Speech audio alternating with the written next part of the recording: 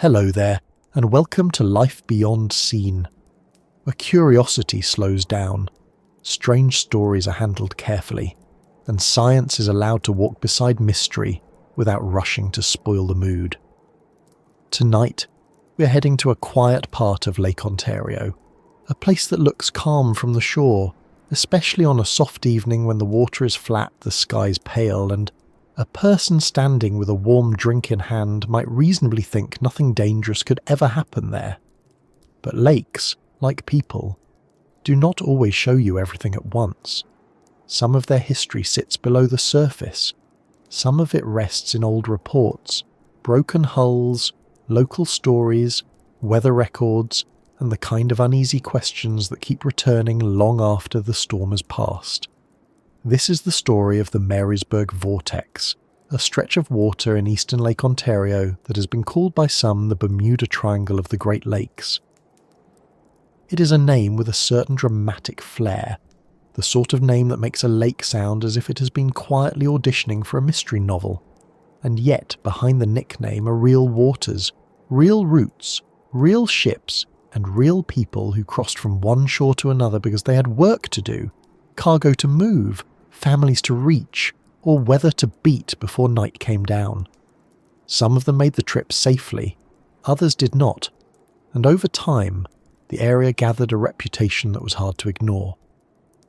The Marysburgh Vortex is usually described as a rough triangle of water reaching between Point Petre in Prince Edward County, Wolf Island near Kingston, and Mexico Bay near Oswego, New York. That gives us a stretch of lake that is not in the middle of some faraway ocean, not hidden beyond the edge of a map, and not guarded by palm trees or tropical storms. It sits in a region people visit, fish, sail, study, and photograph. There are houses not so far away. There are roads, docks, farms, towns, and quiet shoreline places where summer visitors watch the lake and think about dinner. And still, for generations, this same part of Lake Ontario has carried stories of wrecks, vanishings, strange navigation problems, aircraft incidents, and sightings in the sky that made people look twice. It is easy to smile at a name like Vortex. It sounds like something that should come with flashing lights, a low-budget science fiction sound effect, and someone in a lab coat saying, "According to my calculations," while pointing at a map much too seriously. But the more interesting question is not whether a hidden whirlpool is sitting out there like a drain plug waiting for schooners. The better question is why this area became so feared in the first place. Why did so many vessels get into trouble here? Why did certain stories survive while others faded? Why does one patch of fresh water collect so much attention, so much loss, and so much speculation? Before we go any farther, let me ask you something simple. Where are you listening from tonight, and are you near water? Maybe you are close to an ocean, a river, a lake, or a canal. Maybe the nearest water is just a kettle in the kitchen, which is still technically a body of water if you're tired enough and willing to be generous. And if you have ever stood beside a large lake at night, when the far shore disappears and the wind begins to move across the surface, you may know the feeling. A lake can seem familiar in daylight and very different after dark. It can look small on a map and enormous when you're on it. It can feel peaceful from land and serious from a boat.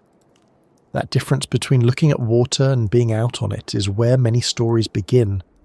If you find this sort of slow journey calming, or if strange history and quiet science help you unwind at the end of the day, I would be very grateful if you gave the video a like and subscribed. It helps this small corner of calm reach other people who might enjoy a gentle look at unusual places, old mysteries, and the practical reasons behind things that first seem impossible. No pressure, of course. The lake has waited a long time for us to tell this story, so it can probably wait a few seconds while you decide whether the like button deserves a little tap. Now, settle in, lower the lights if you can, and let the pace become easy.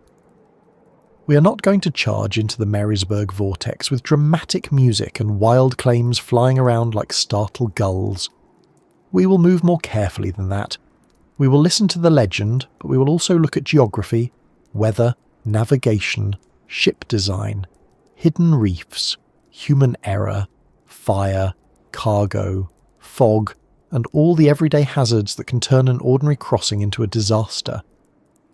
Because sometimes the most unsettling mysteries are not the ones with supernatural explanations. Sometimes they are the ones where ordinary things line up in exactly the wrong way. Lake Ontario is the smallest of the Great Lakes by surface area, but that does not make it gentle. It is still a large, cold, deep body of water, wide enough to make land vanish and powerful enough to punish overconfidence. People who know the Great Lakes often remind visitors that they are not ponds. They are inland seas in practice, with storms that can rise quickly, waves that can break hard, and weather that can change faster than a person would like when a vessel is already committed to open water. A lake does not need salt water, sharks, or an ocean horizon to become dangerous. It only needs wind, cold, shoals, poor visibility, and someone making a decision under pressure. The eastern end of Lake Ontario, where the Marysburgh Vortex is said to sit, has a particular geography. The deeper central basin gives way towards shallower areas, islands, ridges and hazards that are not always obvious from above. A person looking at the surface may see only water, but below that smooth skin, the lake bed rises, drops and changes. There are places where rock and shoal can make a route more dangerous than it appears. There are routes where a captain had to balance distance, weather, cargo, fuel, daylight, and whatever information was available at the time. Today, we can open a digital map, check radar, follow GPS, and complain if the signal takes 3 seconds to load. In earlier centuries, sailors had fewer comforts. They had skill, experience, instruments, charts, local knowledge, and sometimes luck. Luck, unfortunately, is a poor piece of safety equipment. This is one of the reasons the Marysburgh Vortex is so interesting. It sits at the meeting point between folklore and maritime history. On one side, there are stories of ships found empty, crews gone, compass needles acting strangely, objects in the sky, and disappearances that seem to invite the word unexplained. On the other side, there are known dangers that do not require anything paranormal at all. Storms can sink vessels. Fire can spread fast on wooden ships. Cargo can shift. Ice can damage hulls. Fog can hide land, lights and other traffic. Shallow ridges can wait quietly below the surface. A compass can be affected by local conditions, nearby metal, poor calibration, or simple misuse. A tired crew can make a mistake, and once a ship goes down in cold water, the lake may keep its details for a very long time. Still, the legend did not come from nothing. Places earn reputations because people notice patterns, or think they notice patterns, and then tell each other about them. A sailor hears of a wreck, then another, then a vessel goes missing in weather that was worse than expected.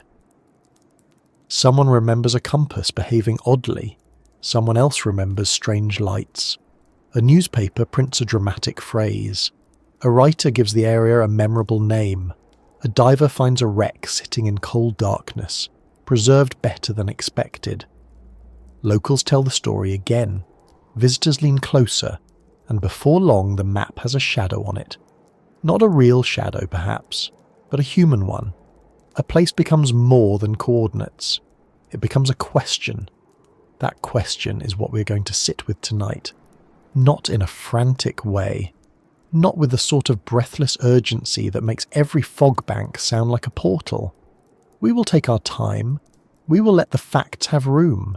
We will let the stories have room too, because folklore is not useless just because it is not a lab report. Folklore tells us what people feared, what they remembered, what they could not explain, and how they tried to make sense of loss. When a ship disappears, the people left behind need answers. If clear answers do not arrive, stories often do. Stories are not always accurate, but they are rarely meaningless. Think about what a disappearance meant in the age of sail and early steam.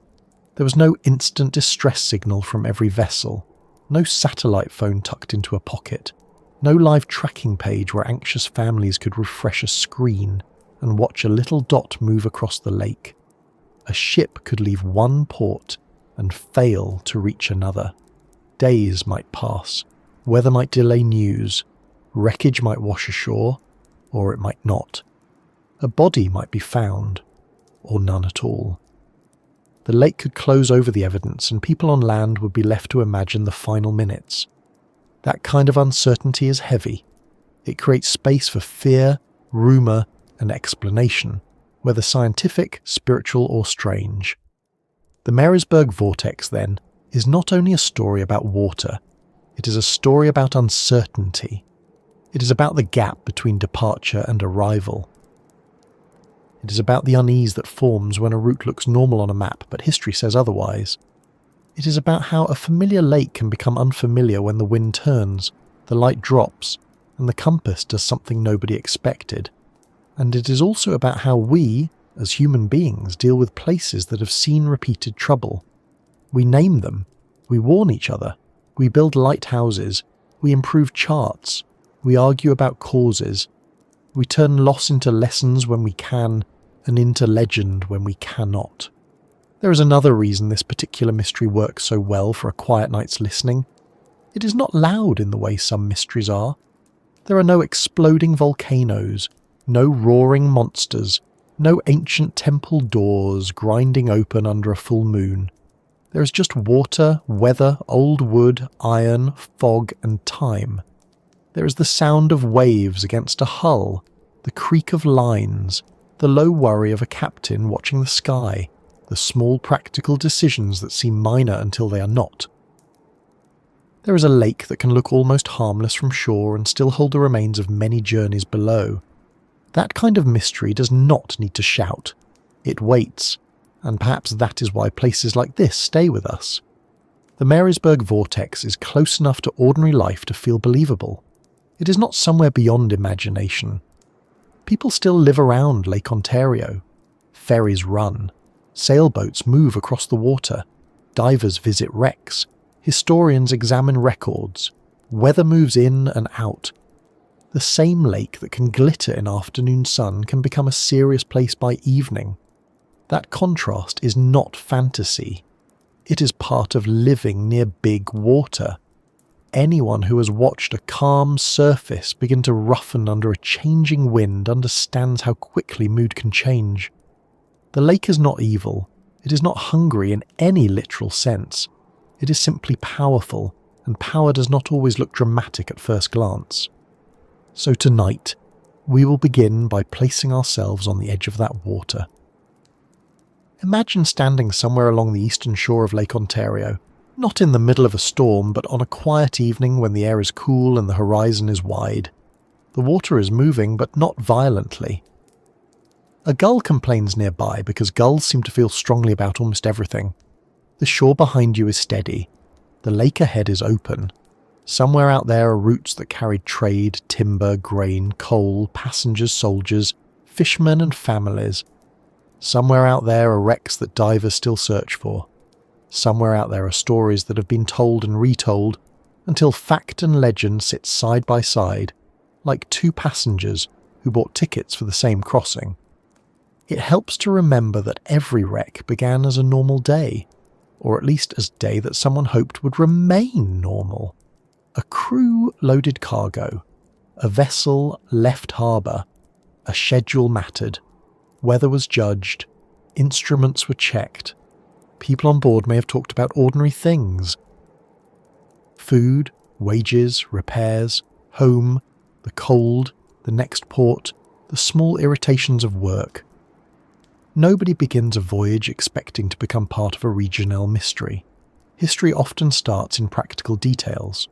A rope tied, a sail adjusted, a boiler watched, a course chosen, a warning missed, a storm underestimated. Only later, after the loss, do people look back and see the shape of a story. And that is the careful balance we need for the Marysburgh Vortex. We should not strip away the mystery so quickly that the human side disappears. But we should not let the mystery become so dramatic that the real dangers are forgotten. A shipwreck is not just a spooky anecdote. It is an event that involved people, labour, fear, damage, and often grief. The best way to approach a place like this is with curiosity, respect, and a willingness to accept that more than one thing can be true at the same time. The area can be dangerous for ordinary reasons. It can also feel mysterious because those ordinary reasons are difficult to see from the surface. It can be explained in many cases and still remain unsettling in the imagination. As we move through this story, we will meet the idea of the vortex not as a spinning hole in the lake, but as a name that gathered around a cluster of dangers and reports. We will look at the triangle's corners and why this region mattered to ships. We will consider how the Great Lakes became busy highways before trucks and modern highways took over so much of the work. We will talk about vessels that went down, including famous cases that continue to be mentioned whenever this legend returns. We will look at fog, reefs, storms, fires, and shifting cargo, because these things are not glamorous, but they are very good at sinking ships. We will also leave space for stranger reports, because the Marysburgh Vortex has never been only about shipwrecks. Like many old maritime legends, it eventually grew wings. There are claims of aircraft incidents connected to the region, and there are stories of strange lights in the sky. Some of those stories are hard to confirm. Some are told as local memory. Some may have ordinary explanations, including weather, military activity, aircraft, stars, reflections, or the natural weirdness of looking across a large dark lake when your brain is trying to identify distant moving lights. Anyone who has stared too long at a night sky knows the mind can become a very enthusiastic narrator. Still, the stories exist, and their presence tells us something about the atmosphere of the place. Once a region has a reputation, new oddities tend to attach themselves to it. A flicker in the sky becomes part of the same conversation as a wreck on the lake bed. A compass story joins a disappearance. A rumour finds a home. That does not mean we should believe everything. It means we should understand how legends grow. A legend is often like a snowball rolling downhill, except less convenient if you are trying to park. It begins with a few hard facts, picks up dramatic details, gathers retellings, loses some context, gains a nickname, and eventually becomes something people recognise even if they cannot name a single original source. The Marysburgh Vortex has gone through that process. It has been presented as a mystery, a danger zone, a folklore subject, a diving destination, and a scientific puzzle. Depending on who is telling the story, it may sound like a supernatural trap, a natural navigation hazard, a statistical cluster of wrecks, or simply a part of Lake Ontario with enough rough history to make people uneasy. The truth may not be one single answer. It may be a stack of answers, geography at the bottom, weather on top of that, shipping traffic above that, historical limitations in navigation, then human decisions, mechanical failures, poor visibility, bad luck, and later, storytelling. Put all of those together, and you do not need a glowing portal under the lake to create a frightening record. You only need a busy route across difficult water during an era when ships were more vulnerable than we like to imagine. And if a few cases remain unclear, as they often do in maritime history, those unclear cases become the hooks that keep the whole legend alive. There is something almost comforting about admitting that. Not comforting because people were lost. That part remains sad and serious. But comforting because it reminds us that mystery does not always require us to abandon reason. We can ask hard questions without mocking the people who believe the stories. We can examine practical causes without pretending the lake has given up every secret. We can enjoy the eerie reputation of the Marysburgh Vortex while still remembering that weather, rock, wood, iron, and water are more than enough to create danger. Sometimes reality is already strange enough. It does not need much decoration, and so, with the room quiet and the lake waiting in our minds, we begin at the edge of this inland triangle. Not with panic, not with certainty, just with a map, a few names, and a calm willingness to follow the story where it leads. Point Petre, Wolf Island, Mexico Bay, 3 places that form the rough outline of a legend. Between them lies water crossed by working ships, searched by divers, studied by historians, and watched by people who know that even a familiar lake deserves respect. The surface may look smooth, but the history below it is crowded.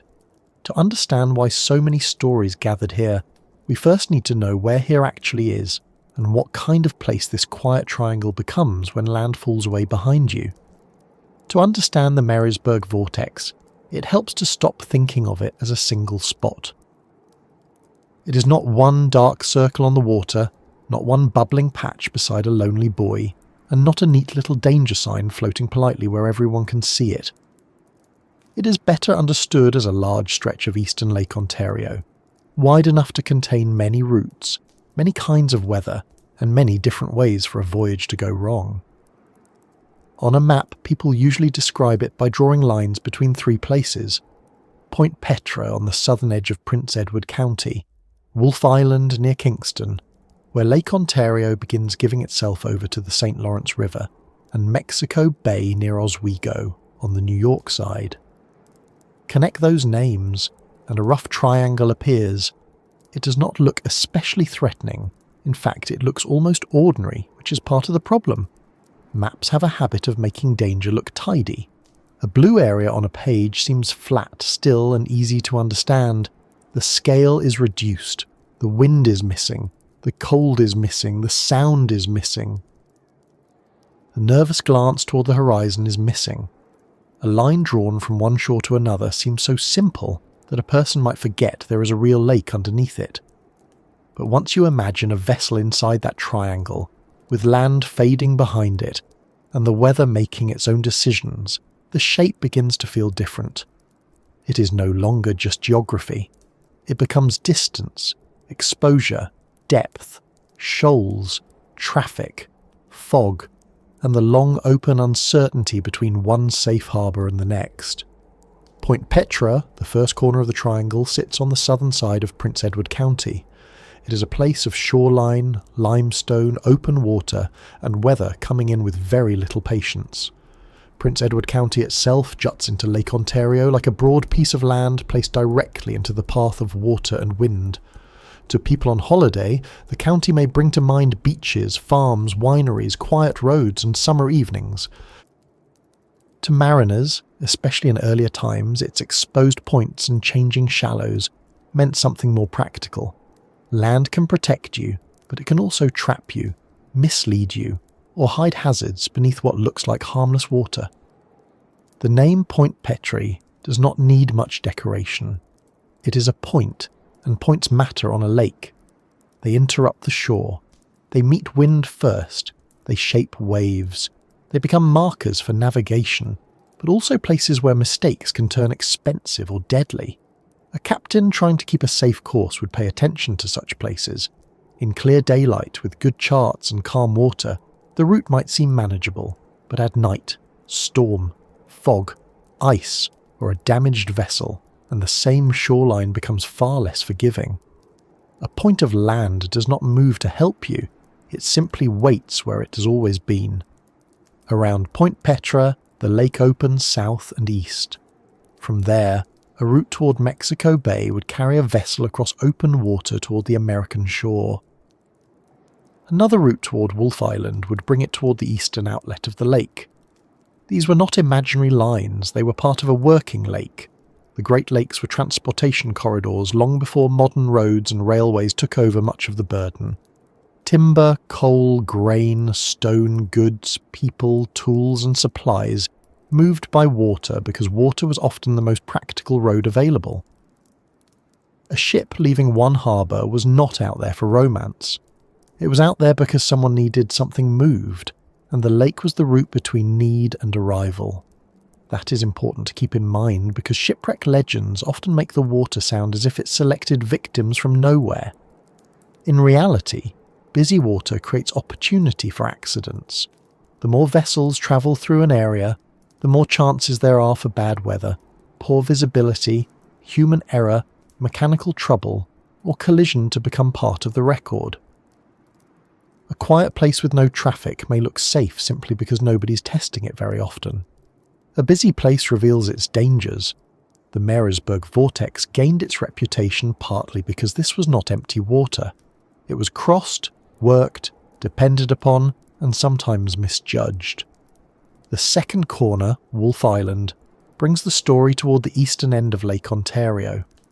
Wolfe Island lies near Kingston, where the open lake begins to narrow into the beginning of the St. Lawrence River system. In practical terms, this area has always mattered because it is a threshold.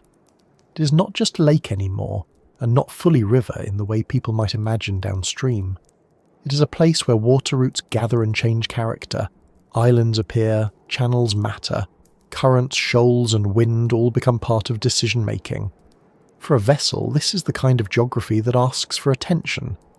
Wolfe Island is large enough to feel like a place of its own rather than a speck on a chart. It sits among other islands and passages in a region where the lake's open sweep becomes more complicated. This complication is not necessarily sinister. It is simply navigational reality. A person steering a boat must know where deep water lies, where rocks may be waiting, how the wind is behaving, and what the weather is likely to do. In modern times, we're used to guidance systems that tell us where we are with impressive confidence. Earlier mariners had tools, skill, and charts, but they did not have the same constant confirmation. A wrong assumption could last longer than anyone wanted. Imagine approaching that region under poor visibility. The shoreline is not clear. The sky and water are the same dull colour. A light that should help is hard to identify. A compass bearing seems reasonable, but the vessel is not exactly where the crew thinks it is. Waves push from one direction, wind from another. The cargo may be heavy. The hull may be tired. The crew may have been awake too long. Nothing supernatural is required. The danger arrives through accumulation. A little uncertainty, then a little more, then a decision made from incomplete information. This is how many disasters begin. Not with one dramatic mistake, but with a row of small problems patiently lining up. The third corner, Mexico Bay near Oswego, pulls the triangle across to the southern shore of Lake Ontario in New York. Oswego has long been an important port, and that alone tells us why vessels would move through these waters. Ports create routes. Routes create repetition. Repetition creates familiarity, and familiarity can be helpful, but it can also make people trust a crossing too much. The route is known. The destination is known. The crew has done hard things before. The lake looks manageable. Then the weather changes, and the familiar route becomes a place where old confidence is suddenly not enough. Mexico Bay itself sits east of Oswego, tucked into the South Shore region of the lake. From the Canadian side, it's across open water. That crossing matters because open water removes easy escape. If trouble develops near shore, there may be a chance to run for shelter, beach a vessel, signal for help, or use the land as a guide. In open water, options shrink.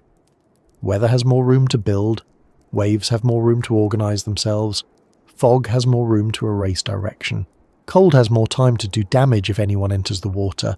A lake can look like a manageable distance on a map, and still be a very large place when something breaks.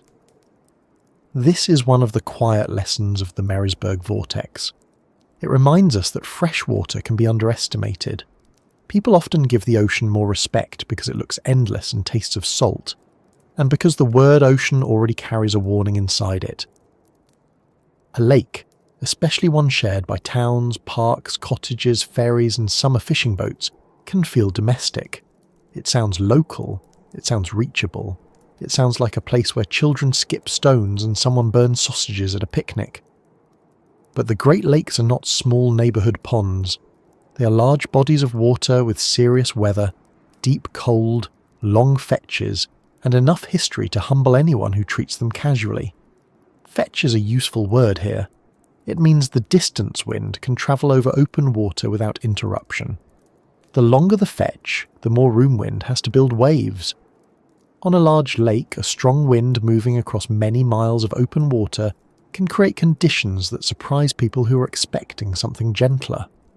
Lake Ontario may be smaller than the other Great Lakes in surface area, but it is still large enough for dangerous waves, sudden changes and hard crossings. In the eastern basin, where the vortex is said to lie, vessels could face weather that did not care how close the map made everything look. The shape of the shoreline also matters. Prince Edward County reaches into the lake from the north. The south shore curves along New York.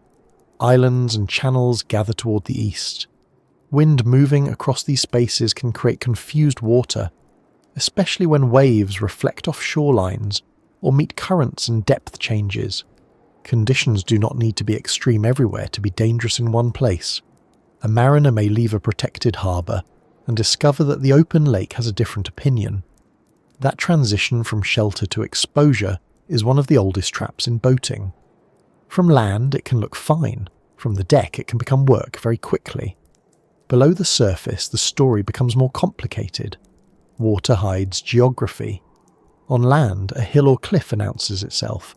A person walking toward a boulder has the advantage of seeing the boulder. Underwater, the lakebed can rise into shoals, reefs or ledges without giving much warning to anyone above. Charts and local knowledge are supposed to solve that problem, and often they do. But not every crew in history had perfect charts. Not every mark was visible in weather. Not every vessel was exactly where its crew believed it was. During periods of low water, submerged hazards can become even more dangerous. A rock that was safely below a hull one season may sit much closer to disaster in another. This is where the word vortex can mislead us in an interesting way. It invites the mind to picture one hidden force pulling ships down. But the real geography suggests something less simple and more believable. The area contains multiple kinds of risks spread across a large working region.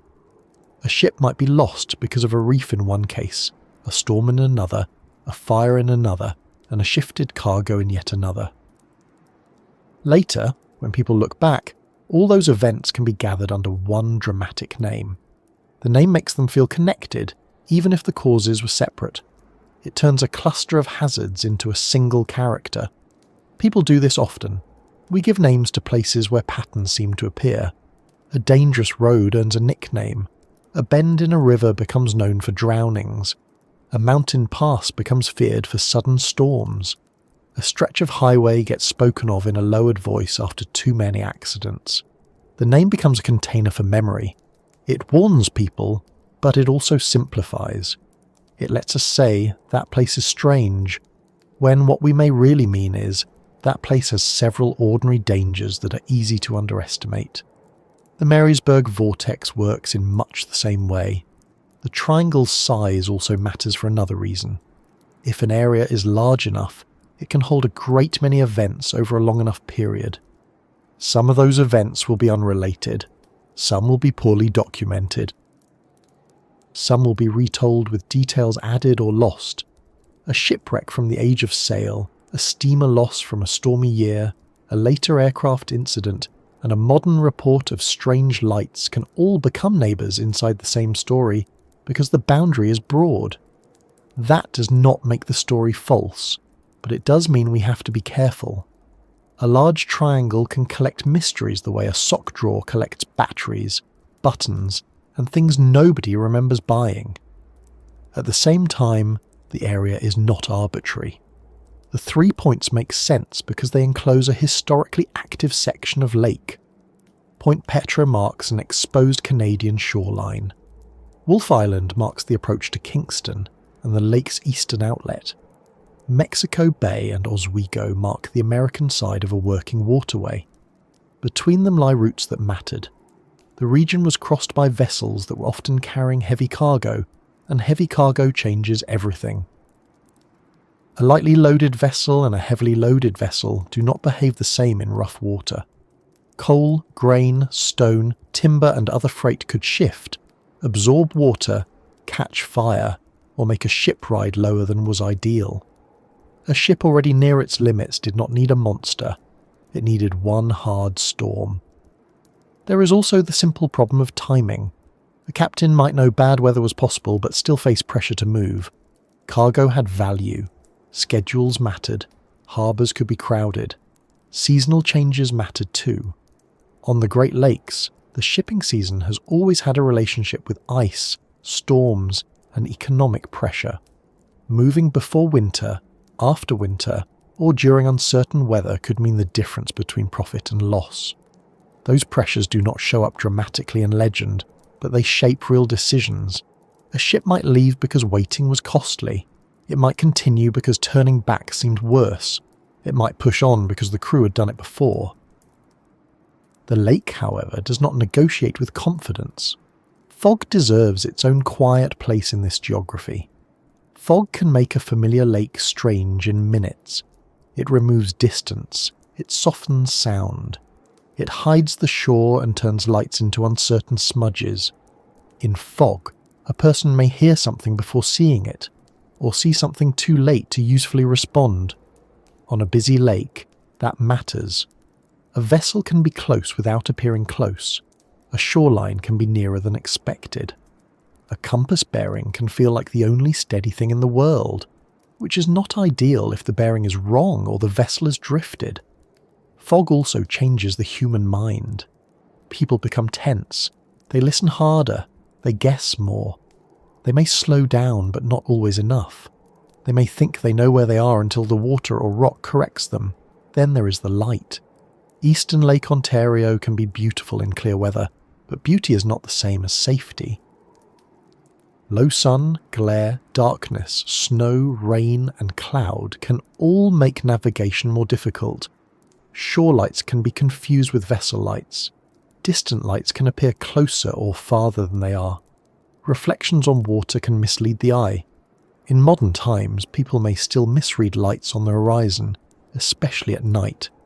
In earlier times, with fewer aids and more uncertainty, the problem could become serious.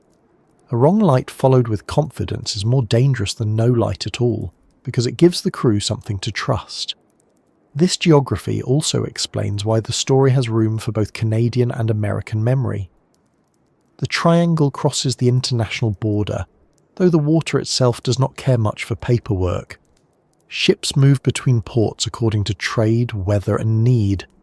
A loss on one side could be discussed on the other. A wreck could drift, sink, or be found in a place that complicated the story. Lake Ontario has always connected communities as much as it separated them. That connection helped commerce, but it also helped stories travel. A strange event near one shore could become part of the shared folklore of the lake. When people compare the Marysburgh Vortex to the Bermuda Triangle, they're usually reaching for a familiar frame. The Bermuda Triangle is known as a place where ships and planes supposedly vanish under mysterious circumstances. Calling the Marysburgh Vortex the Great Lakes version gives listeners an immediate feeling. It says, "Pay attention, something odd is said to happen here." But the comparison can also distort things. The Great Lakes have their own history, their own weather, and their own hazards. Lake Ontario does not need to borrow mystery from the Atlantic.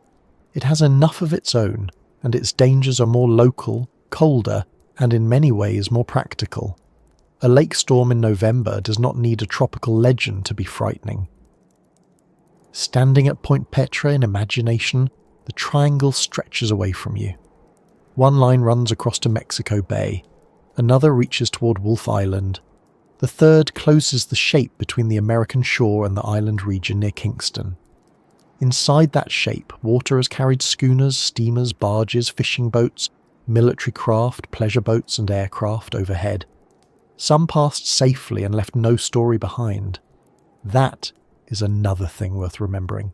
Safe arrivals are quiet. They rarely become legend. A ship that reaches port unloads, repairs, pays wages and moves on. A ship that vanishes leaves a gap people keep talking into. The lake bed beneath this area is now a kind of archive. Wrecks in cold fresh water can remain surprisingly intact compared with vessels in warmer, saltier seas. Wood can last. Metal can sit in darkness. Artifacts can remain where they fell. Divers who visit these wrecks are not entering a fantasy world. They are visiting the physical remains of trade, labour, weather and accident. A mast, a boiler, a hull, a cargo hold, a broken rail, a scattered load. These are the real objects beneath the legend. They remind us that the vortex is not only a story told from shore, it is also a collection of things resting on the bottom. There is a strange contrast in that. Above, the water changes every second. Wind wrinkles it. Light moves across it. Boats cut through it. Ice may form and vanish with the season. Below, wrecks remain still for years, decades, sometimes more than a century. The surface forgets quickly. The bottom remembers. That is why diving and sonar work are so important to this region's history. Each discovery can correct a story, confirm a loss, identify a vessel, or replace rumour with detail. Sometimes a wreck found on the lake bed makes a mystery smaller, but more human. The question changes from where did it vanish to what happened to the people aboard, and why did the vessel end up here? The Marysburgh Vortex also sits in a part of the lake where land and water are constantly negotiating with weather. In summer, the same area may invite boats, tourists, and relaxed afternoons. In autumn, the mood can change. Cold fronts pass, winds strengthen, waves build. A route that seemed routine in July may feel very different later in the year. Many historic wrecks on the Great Lakes happened in rough weather seasons, when commerce was still pushing through and crews were dealing with conditions that could turn dangerous fast. This seasonal character adds another layer to the geography. The same triangle is not the same place every month. The map stays still, the lake does not. Even the name Marysburgh points back to land. It comes from a historic township in Prince Edward County, tying the mystery to the Canadian shore rather than to some anonymous blank space on the water. That matters because local names carry local memory. A person who lives near a place speaks of it differently from someone who only sees it on a list of mysteries. For locals, the lake is not only a stage for strange stories. It is weather, work, family, warning, recreation, and history. It is the thing outside the window and the thing that must be respected before launching a boat. The legend may bring visitors, but the lake belongs first to the people who live with it. From this point of view, the triangle is not a magic symbol. It is a practical region made memorable by repetition. A vessel leaving the Canadian side might cross toward Oswego. A vessel moving toward Kingston might pass near Wolfe Island. A ship coming out of the St. Lawrence system might enter the open lake and meet conditions it had not faced in the same way inside sheltered channels. The points of the triangle mark transitions: shore to open water, lake to river approach, Canada to the United States, shelter to exposure. Each transition adds decisions, and decisions are where risk enters. It is also worth thinking about sound. On open water, sound behaves differently than on land. Foghorns, bells, engines, waves, wind, and voices can carry oddly or be swallowed quickly. In earlier times, sound signals were part of navigation, especially in poor visibility. But sound can mislead. It can seem to come from one direction when it does not. It can arrive delayed, distorted, or masked by weather. A crew trying to judge distance by sound might be working with poor information. This is the kind of detail that rarely appears in dramatic retellings, but it belongs to the real experience of being on a lake when visibility falls away. The more closely we look at the geography, the less surprising it becomes that stories gathered here. The area has exposure, traffic, depth changes, shore hazards, seasonal storms, fog, and a long history of commercial use. It also has enough open water to create uncertainty, and enough nearby communities to preserve the stories. That is a powerful combination. A wreck in a truly remote place may be forgotten if nobody records it. A wreck in a busy, populated, commercially important region enters newspapers, insurance files, harbour talk, family memory, and eventually books. The Marysburgh Vortex had both danger and witnesses, both loss and storytellers. Still, knowing the geography does not make the place dull. It may even make it more interesting. A vague mystery can be exciting for a moment, but a grounded mystery lasts longer because it has texture. Point Petre is not just a name, it is exposed shoreline. Wolfe Island is not just a corner, it is part of a complicated eastern gateway. Mexico Bay is not just a far point on the triangle. It is linked to Oswego and the working southern shore. The lines between them are not decoration. They cross water that mattered to real vessels. The mystery becomes less like a cartoon whirlpool and more like a real place where physical conditions, human choices and bad luck could meet. So, when someone says ships disappeared in the Marysburgh Vortex, the first response should not be to imagine the lake opening like a trapdoor. It should be to picture a vessel somewhere between those 3 points. The crew is watching the weather. The shore is not as visible as they would like. The cargo is heavy. The chart is useful but not perfect. The water is cold. The wind is shifting. The destination is still ahead, and turning back would be its own problem. In that setting, disappearance becomes less magical, but not less serious. It becomes a human event inside a difficult landscape made of water, and this is where the story begins to deepen. Once the shape of the place is clear, the wrecks no longer float around as disconnected tales. They belong to roots, they belong to weather, they belong to a lake bed with hidden edges and to ports that kept sending ships because life and commerce required movement. The Marysburgh Vortex sleeps between those 3 points, not as a creature, not as a machine, but as a name laid over a region where the water has been busy, useful, beautiful, and sometimes unforgiving. To see why the name stayed, we have to move from the map to the losses themselves, because beneath that calm surface are the stories that gave the triangle its reputation in the first place. Beneath the surface of eastern Lake Ontario, the story changes from rumour to evidence. The water may look open and empty from above, but below it sits a scattered record of crossings that did not end as planned. Hulls rest in the cold. Anchors lie where they fell.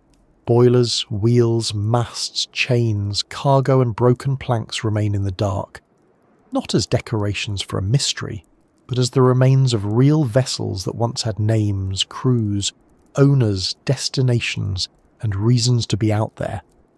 This is why the Marysburgh Vortex has often been called a graveyard, not because every story attached to it is strange. Many are not. Some are very plain. A ship left port, met weather, struck trouble, and went down. Yet when enough plain tragedies gather in one region, the place begins to feel less plain. There is something sobering about a shipwreck in fresh water. In the ocean, salt, storms, marine life and time often work quickly on a wreck. On the Great Lakes, especially in cold deep water, wrecks can remain surprisingly recognisable for a long time. A wooden schooner may still show the shape of its deck. A wheel may still be visible. A windlass may sit where working hands once used it. A bow can point into the dark as if the ship is still trying to reach a port that no longer waits for it. Divers who visit these wrecks often describe not chaos, but stillness. The vessels are damaged, of course. They are changed by water and years, but they are also strangely present. The lake has not erased them, it has stored them. That storage is one reason the Marysburgh Vortex story has such weight. It is not only a place of claims and whispers. It is a place where the lake bed itself can be read. If a person has the training, the equipment, and the respect to go down and look. Each wreck tells a different kind of story. Some show storm damage, some show collision damage. Some sit upright, almost neatly, as if the lake set them down with care after treating them roughly above. Some are scattered, broken, or partly buried. Some were found after many years, while others are still missing, which gives the legend room to keep breathing. The numbers attached to the Marysburgh Vortex vary depending on who is counting, where they draw the boundary, and what kind of losses they include. That alone should make us cautious. A large region, a long period of history, and incomplete records can turn counting into a slippery business. Still, the general point is clear enough. The eastern end of Lake Ontario has seen a very high concentration of shipwrecks, especially during the age of sail and early steam. This was a working lake, and working lakes produce records of labour, trade, routine, and loss. The more traffic that moved through the region, the more opportunities there were for the lake to collect mistakes, storms, accidents, and unlucky timing. Think first of the schooners. Before engines dominated the water, schooners were practical, hard-working vessels. They moved cargo that communities depended on. Coal, lumber, grain, stone, supplies, and other goods travelled across the lake in ships that were sturdy but not invincible. A schooner could be well built, well sailed, and still be vulnerable to sudden weather, especially when loaded heavily. Sail power required constant attention to wind. A captain had to judge not only where the ship was going, but how the lake itself was changing around it. A squall could matter, a broken rudder could matter, a dragging anchor could matter. A leak that was manageable for an hour could become hopeless by morning. The age of sail also had a practical rhythm that modern people can easily forget. There was pressure to move cargo, there were seasons to beat, there were owners, buyers, crews, and schedules. A vessel was not making a pleasure cruise with a picnic basket and someone asking whether there were enough sandwiches. It was part of a system. If a ship stayed in port too long, money was lost. If cargo arrived late, someone noticed. If winter approached, the lake was not going to politely extend the shipping season, because a few loads still needed moving. These pressures did not always make captains reckless, but they made decisions harder. A departure that looks unwise from a warm room years later may have seemed reasonable to the people who had to make a living from the water. One of the names often brought into discussions of this wider dangerous region is the North Star. Built in the 1850s, it belonged to the long era when wooden sailing vessels carried the everyday weight of commerce across the Great Lakes. It sank in eastern Lake Ontario in the 1880s with a full cargo of coal. That detail, a full load of coal, matters. Coal was useful, valuable, and heavy. A heavily loaded ship rides differently than an empty one. It sits lower. It responds differently to waves. If water begins coming aboard, if pumps struggle, if the hull is strained, the cargo can turn from economic purpose into a dangerous burden. There is no need for a hidden force beneath the water when a cold lake, a heavy cargo, and bad conditions are already sharing the same deck. Then there is the Eliza Quinlan, a schooner whose story carries a different kind of tension. It went ashore near Poplar Point in the early 1880s, and the crew found themselves in a dangerous situation before being rescued. That is worth pausing over, because not every wreck in a graveyard is a story of total disappearance. Sometimes a vessel is lost and the people survive. Sometimes the ship becomes part of the lake's record while the crew returns to land with a story they can tell in their own voices.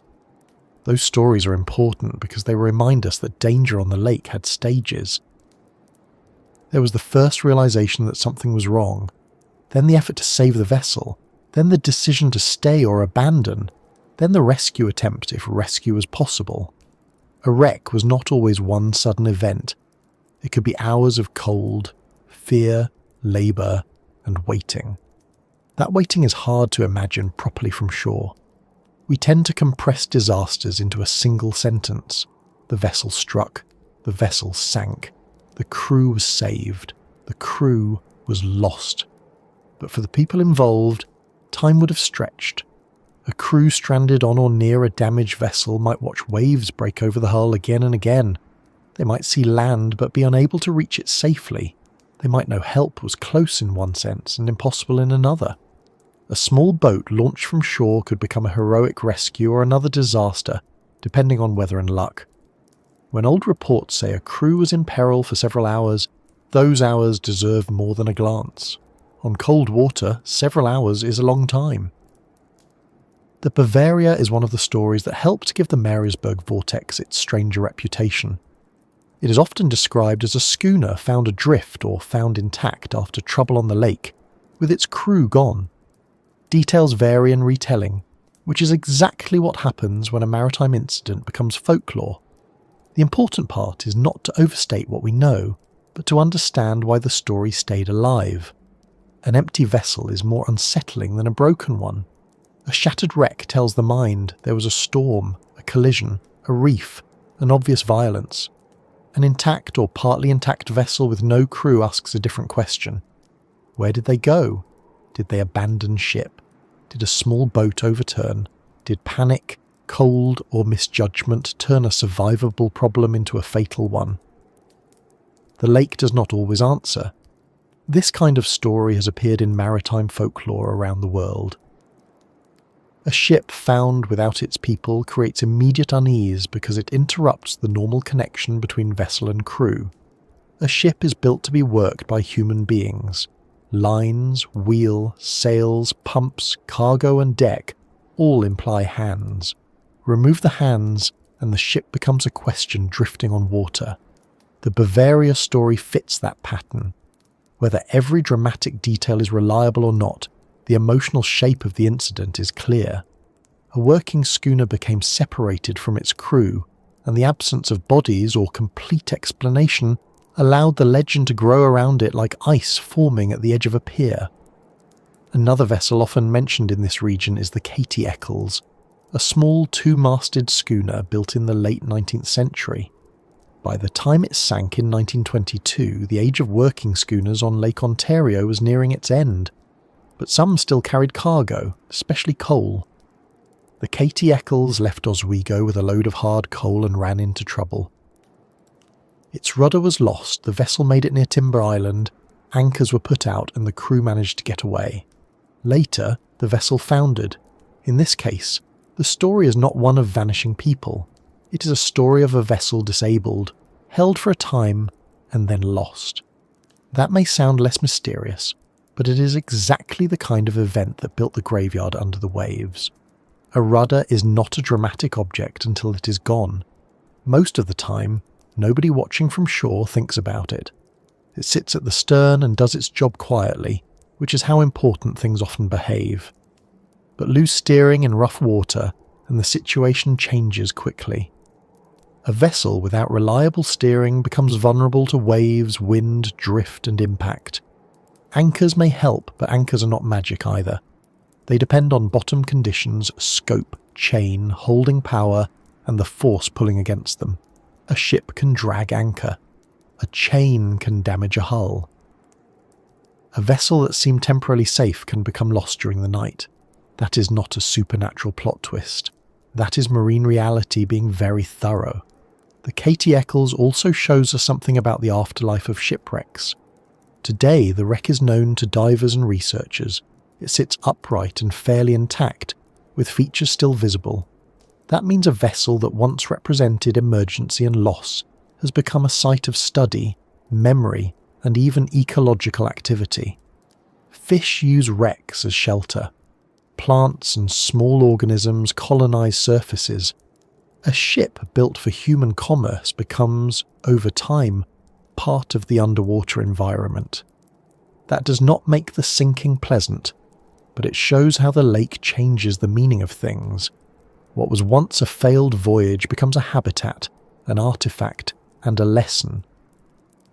The George A. Marsh gives the graveyard a more tragic human face. This three-masted schooner sank in 1917 near Amherst Island after battling severe weather while carrying coal. There were men, women and children aboard. Only a small number survived. This is the kind of wreck that resists any easy ghost story treatment because the grief is too direct. A vessel lost with cargo is one thing. A vessel lost with families and children aboard is another. It brings the story out of the realm of maps and into the reality of people caught in a storm with too little time and too few options. The details associated with the George A. Marsh are painful because they are practical. A gale, heavy waves, a hull under strain, pumps unable to keep up, planks giving way, people trying to survive the consequences of structural failure and weather. There is no need to add a mysterious force to make the event frightening. A wooden schooner in violent water is already frightening. Imagine the sound of waves hitting the hull, not once, but again and again. Imagine water where it should not be. Imagine the crew working while knowing that effort may not be enough. Imagine passengers who can do little but wait, hope, and endure the motion of a vessel beginning to lose its fight. Today, the George A. Marsh is a known dive site, described as remarkably intact in many accounts. That fact carries a strange double feeling. On one hand, it gives historians and divers a chance to study the vessel and remember what happened. On the other, it means the ship remains there, upright in cold water, like a preserved final page. A wreck that intact can feel almost too close to the moment of sinking. You can see the shape of the ship and imagine it above water, moving, crude, purposeful. Then the lake around it reminds you that its work ended suddenly. This is where the phrase graveyard under the waves becomes more than a dramatic line. A graveyard is not only a place of death, it is a place of memory. It asks visitors to behave differently. You walk more slowly. You lower your voice. You think about names and dates. The shipwrecks of Eastern Lake Ontario deserve that same respect. They are interesting, yes. They are mysterious in some cases. They are valuable for diving, archaeology, and history. But they are also connected to people who are afraid, people who worked hard, people who made decisions under pressure, and people who did not come home. A lake bottom can be a museum, but it can also be a memorial. The Fabiola, another schooner associated with Prince Edward County diving history, sank in 1900 while returning from Oswego with a cargo of coal. Again, coal appears. Again, Oswego appears. Again, we see the ordinary route between port and destination turning dangerous. The vessel now sits in relatively accessible water for divers, with parts of the hull and equipment still present. It is tempting to treat such wrecks as attractions, and in a controlled, respectful sense they are. But before they were dive sites, they were emergencies. They were bad days that became permanent. The repetition of coal cargo in these stories is not accidental. Coal was a major freight item, and Lake Ontario routes helped move it where it was needed. Hospitals, industries, homes and communities depended on fuel. A schooner carrying coal was part of an energy system before people used that phrase casually. The vessels were doing necessary work. This matters because it strips away the idea that these ships were wandering foolishly into danger for no reason. They were doing what the economy required them to do. The lake was not a setting for adventure first, it was infrastructure. Dangerous infrastructure, perhaps, but infrastructure all the same. As steam vessels became more common, the risks changed but did not disappear. Steam gave ships power that did not depend entirely on wind, but boilers, engines, fires, fuel, and mechanical systems introduced their own dangers. A steam vessel could push through conditions that might stop a sailing vessel, which was useful until it encouraged overconfidence. Mechanical power does not cancel weather, it only changes the conversation. A ship with an engine still has a hull, it still has cargo, it still has human beings making decisions, it can still strike a reef, catch fire, collide, or founder when conditions overwhelm design and judgment. This mix of sail and steam is part of why the Marysburgh Vortex record feels so crowded. It spans different eras of lake travel. Early vessels, working schooners, steamers, barges, and later craft all contributed to the region's reputation. The technology changed, but the lake remained the lake. New tools solved old problems and created new ones. Better charts helped, but they did not remove storms. Better engines helped, but they did not remove fog. Better communication eventually improved rescue, but it did not prevent every accident. Safety improved over time, but history had already left a dense scatter of wrecks behind. Another name linked to the area is the Star of Suez, lost in the 20th century, long after the romantic age of sail had passed. Its inclusion in Vortex lists is a useful reminder that the region's reputation did not stop with wooden schooners. The lake continued to be a place where vessels could get into serious trouble.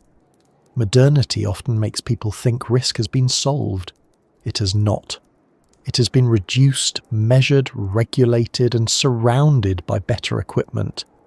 But water remains water, weather remains weather, and a mistake in the wrong place can still become serious. The more names we add, the more important it becomes not to turn the list into a blur. North Star, Eliza Quinlan, Bavaria, Katie Eccles, George A. Marsh, Fabiola, Star of Suez. These are not just entries in a mystery catalogue, they are individual incidents. Some involved loss of life, some did not, some are well documented.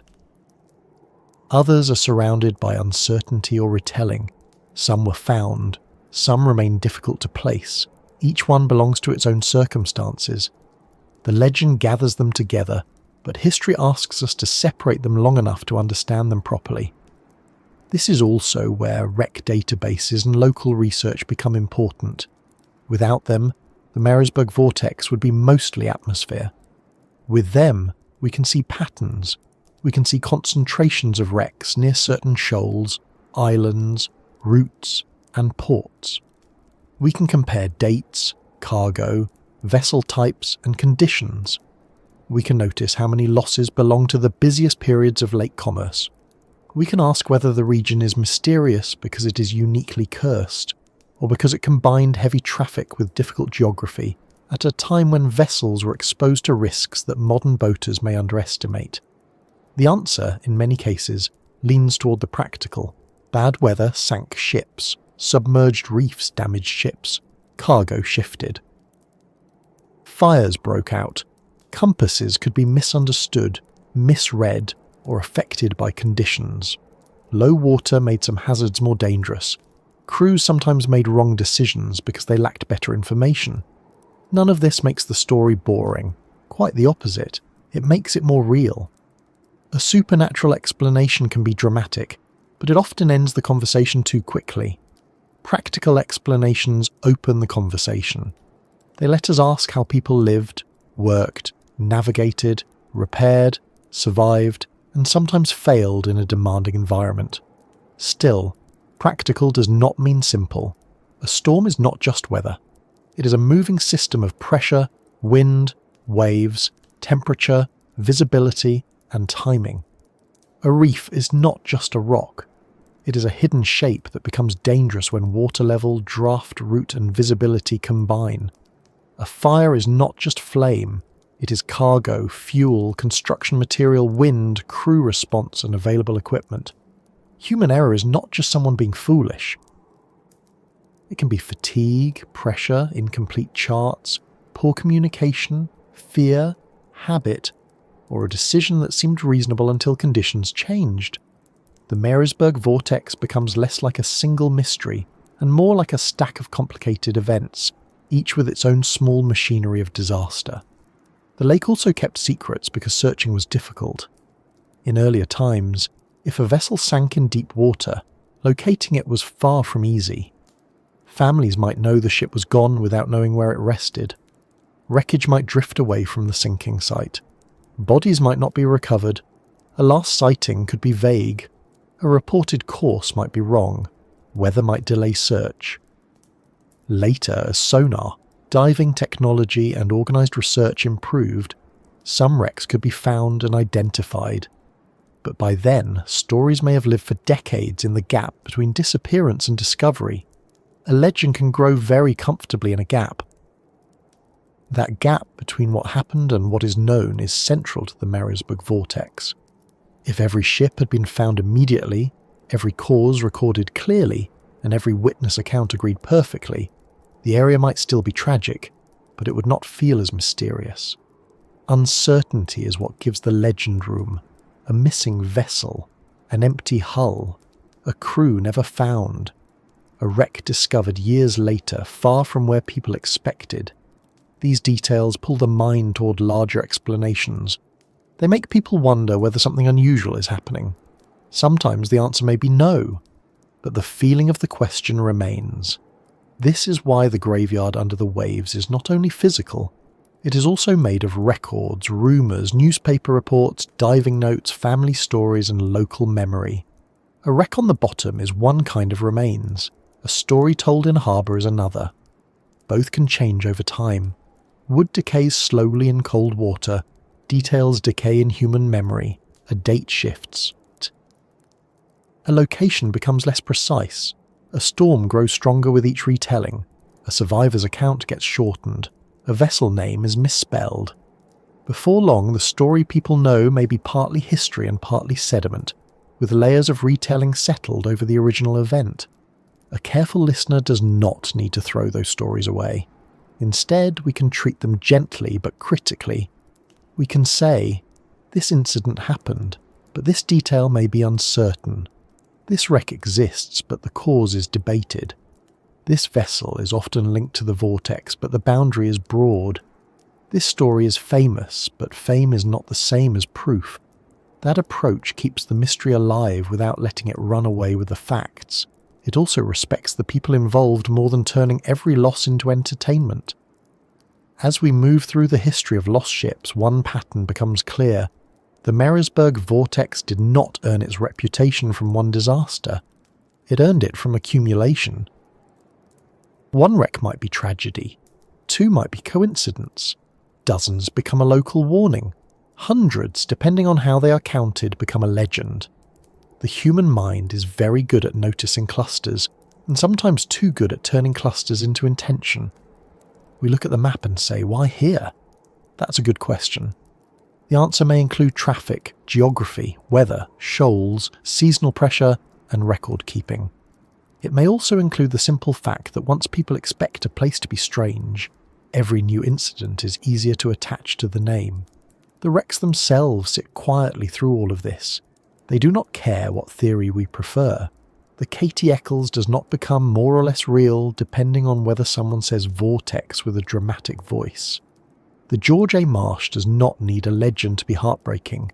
The Bavaria does not need every embellished detail to remain unsettling. These vessels are enough as they are. They show us that Lake Ontario was not merely crossed. It was contested, negotiated with, endured, and sometimes lost to. Every safe arrival had a shadow possibility, and the wrecks are where that possibility became fact. There is a calm sadness in imagining the lake bed as a record of unfinished journeys. A ship meant to move is now still. Cargo meant to be burned, sold, built with, or delivered rests where no customer can use it. Tools meant for hands sit beyond reach. The compass that once mattered has no course to hold. The wheel that once changed direction cannot change anything now, and above it all, boats continue to pass. Waves continue to form. Sunlight continues to glitter on the surface on good days, giving no hint to casual eyes that below, the old traffic of the lake remains in place. That contrast is what keeps drawing people back to the Marysburgh Vortex. From above, it is a broad and often beautiful part of Lake Ontario. From below, it is a crowded archive. From history, it is a working route that became dangerous often enough to earn a name. From folklore, it is a place where the ordinary and the unexplained sight close together. The lost ships make the legend heavier because they give it substance. They also make it more serious because every mystery here begins with something real. A vessel left, a vessel failed to arrive, and someone on shore had to hear the news. And as the list of wrecks grows, so does another part of the story.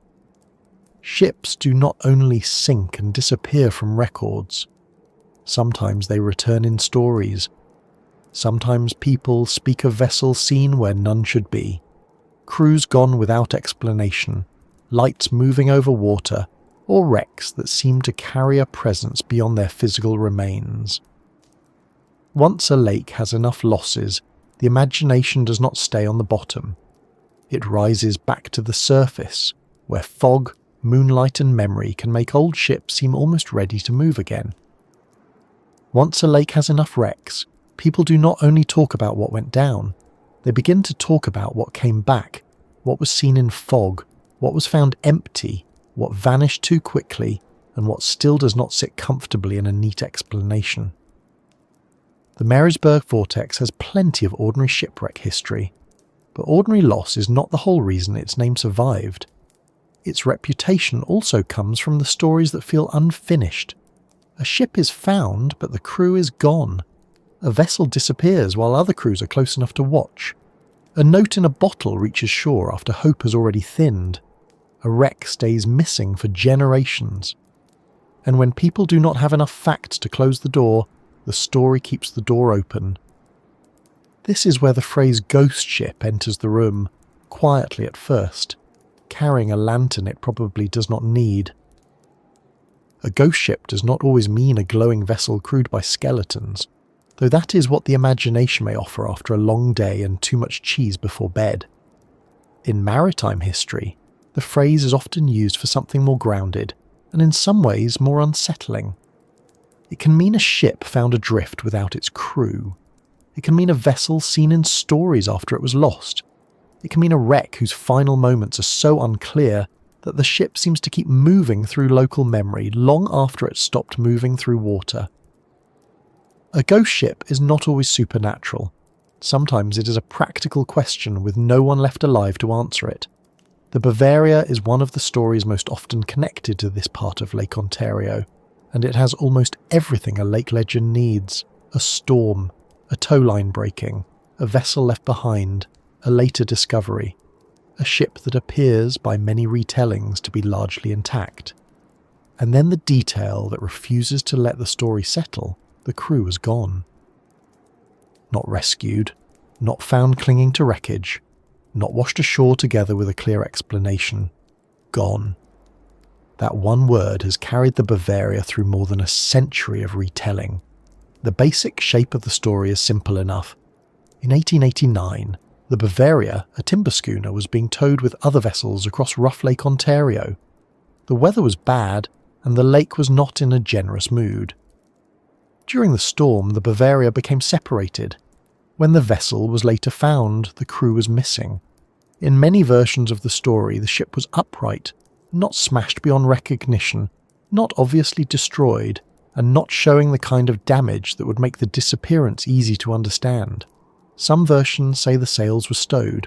Some mention papers, money, food, and personal items still in place. The details vary depending on the account, as old stories often do, but the central fact of the legend remains the same. The vessel survived long enough to be found, the men did not. That is the kind of situation the mind does not like. A broken ship and missing people can be tragic, but the cause feels visible. An empty ship with ordinary objects still aboard feels different. It asks the mind to enter the scene and look around. Why would a captain and crew leave a vessel that still floated? Did they believe it was about to sink? Did they launch a yawl boat and lose control in heavy seas? Did they think rescue was nearby? Did panic move faster than judgment? Did the vessel seem more damaged in the moment than it did when later found? These are not wild questions. They are the kind of practical questions sailors, historians, and ordinary listeners ask when a story has a gap in the middle. A small boat in rough water is a dangerous place to be. If the crew abandoned the Bavaria into a yawl boat, that decision alone could explain why they were never seen again. A large schooner may ride badly in a storm, but it is still larger, heavier, and more visible than a small open boat. A yawl in cold, rough Lake Ontario could be swamped, overturned, separated from the vessel, or carried away before anyone could help. The lake does not need to hide every trace on purpose. Weather and water can scatter evidence very quickly. A cap here, a splinter there, an oar nowhere near the original location. After enough time, even those small signs may disappear. Still, the Bavaria story does not survive because of the most likely explanation. It survives because the abandoned vessel creates a scene that feels staged by mystery.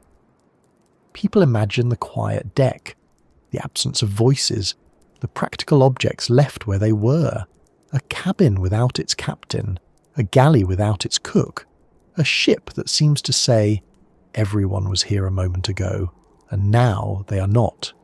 That impression is powerful. It is the same reason empty houses can feel more unsettling than ruined ones.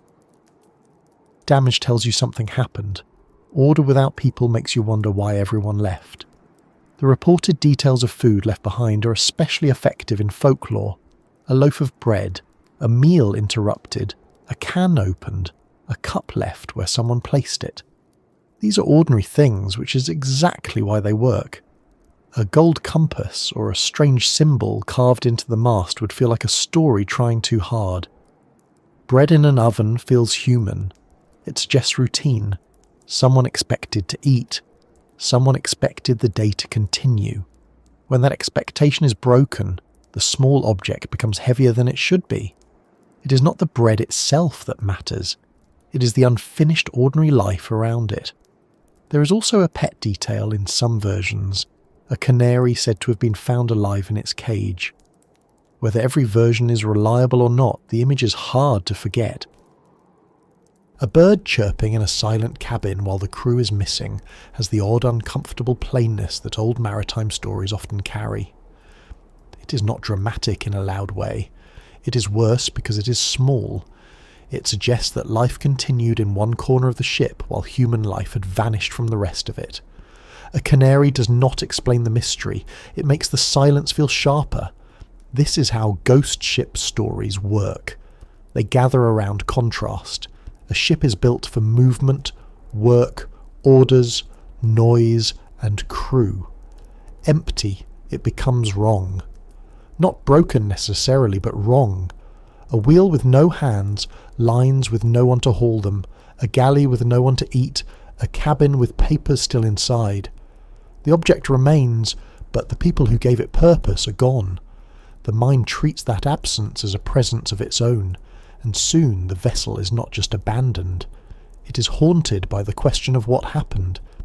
The Picton adds another kind of unease to the Marysburgh Vortex. Where the Bavaria is remembered as an empty vessel, the Picton is remembered as a vessel that vanished. The story is usually told with witnesses nearby, which makes it feel harder to dismiss. In 1900, the Picton was crossing Lake Ontario with other vessels in the area. It was carrying coal from the American side toward Belleville. Then something went terribly wrong. In the most dramatic versions, people aboard nearby ships saw its sails drop or collapse, watched the vessel settle or disappear suddenly, and then found almost nothing where it had been. Later, a bottle reportedly washed ashore with a note connected to the captain and his son. No bodies were found, and the wreck itself was not clearly identified. This is the sort of story that makes listeners lean in, even when they are trying to fall asleep. A ship disappearing in a rough water is not impossible. A vessel can founder quickly if it is damaged, overloaded, unstable, or struck by a sudden failure. But disappearing so fast that nearby crews cannot understand what they are seeing gives the event a different character. It becomes not just a sinking, but a vanishing. And vanishing is a stronger word. Sinking is physical. Vanishing feels like the world refused to leave enough evidence. The reported message in a bottle gives the Picton story its human ache. The note is usually described as being from Captain Jack Sidley, saying he had tied his young son Vesey to him so they could be found together. It is a difficult detail to handle in narration because it is both heartbreaking and strange. A person may wonder how there was time to write it, seal it, and send it away if the ship went down so suddenly. That question is one of the reasons the story remains debated and retold. But even if we treat the detail carefully, without pretending we can verify every element from a warm room more than a century later, the emotional force is obvious. A parent facing death on a lake. A child aboard. A last attempt to be found. That is not just mystery. That is grief made portable.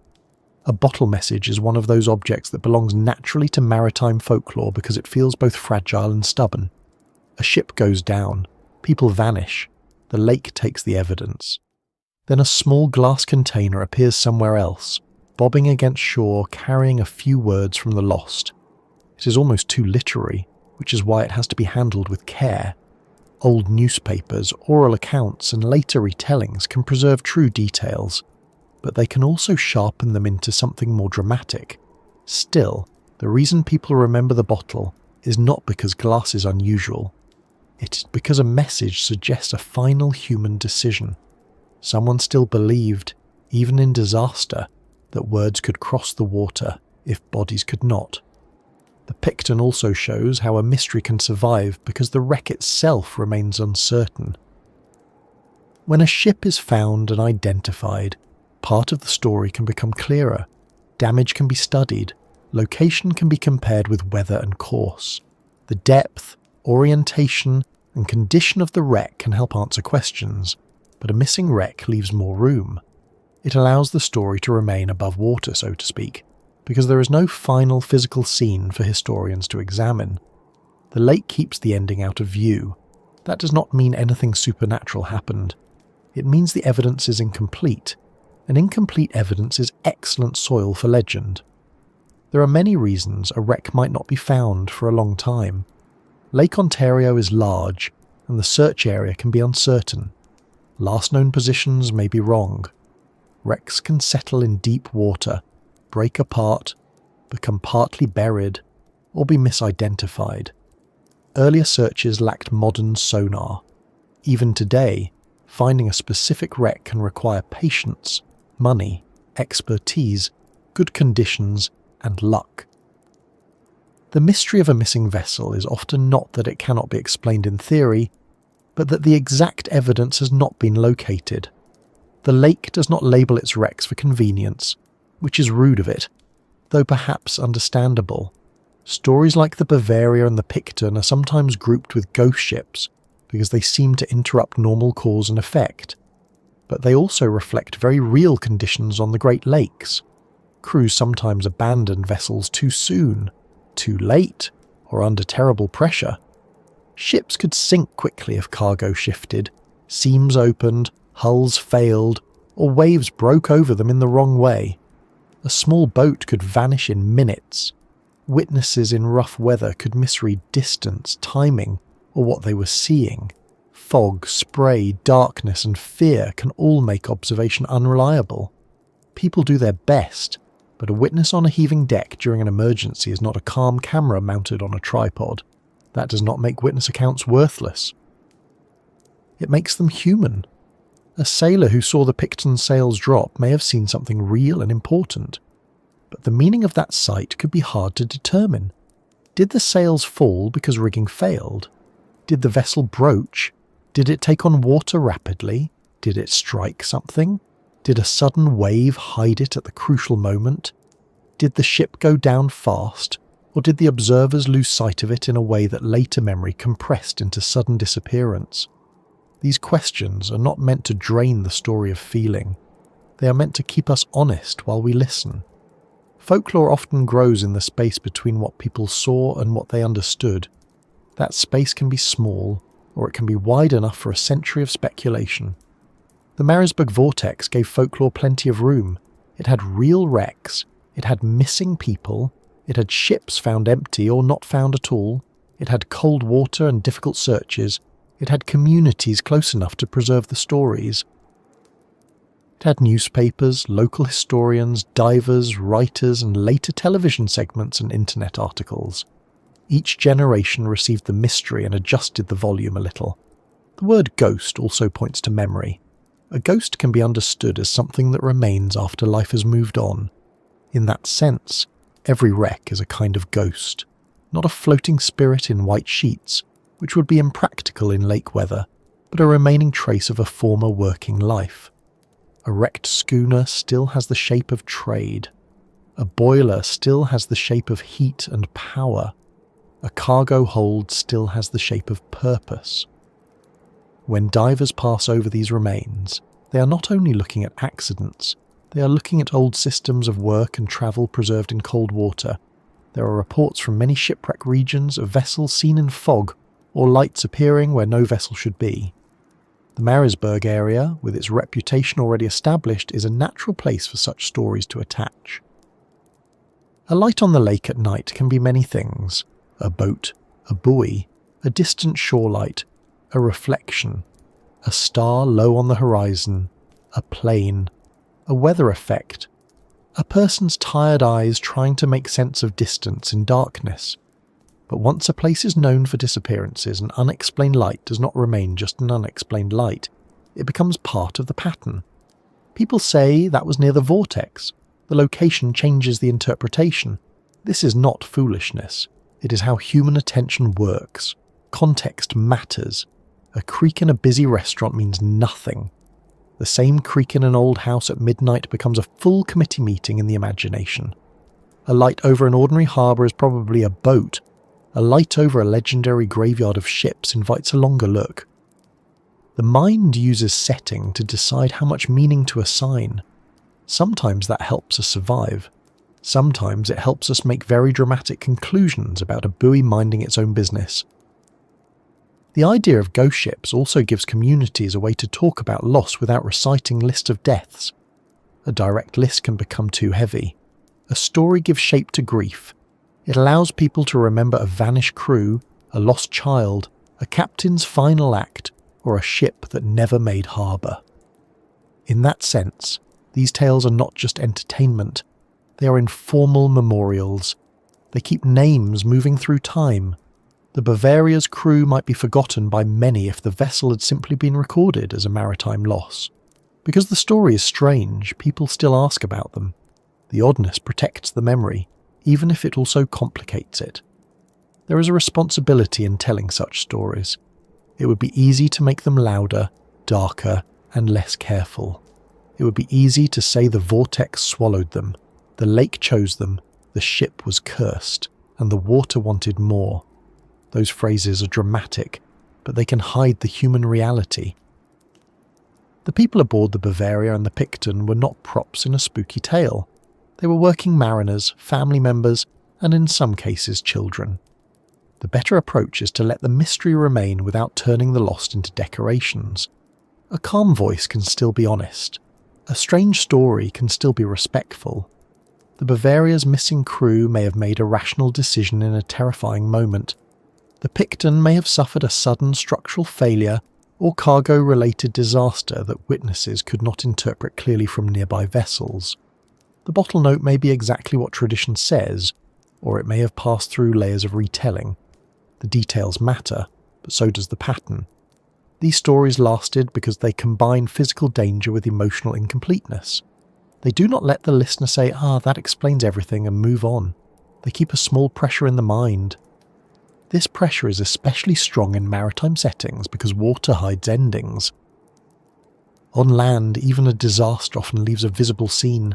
A collapsed building, a burned field, a broken bridge. On water, the surface can become smooth again. Waves cover the place. Wind moves on. The next morning may look peaceful. That peacefulness can feel almost insulting to those who know what happened there. A lake can take a ship at night and glitter beautifully at sunrise. It is not being cruel. It is simply not human. But people are human, and they struggle with how quickly the surface can forget. Because the surface forgets, stories remember. They place the missing back into the landscape.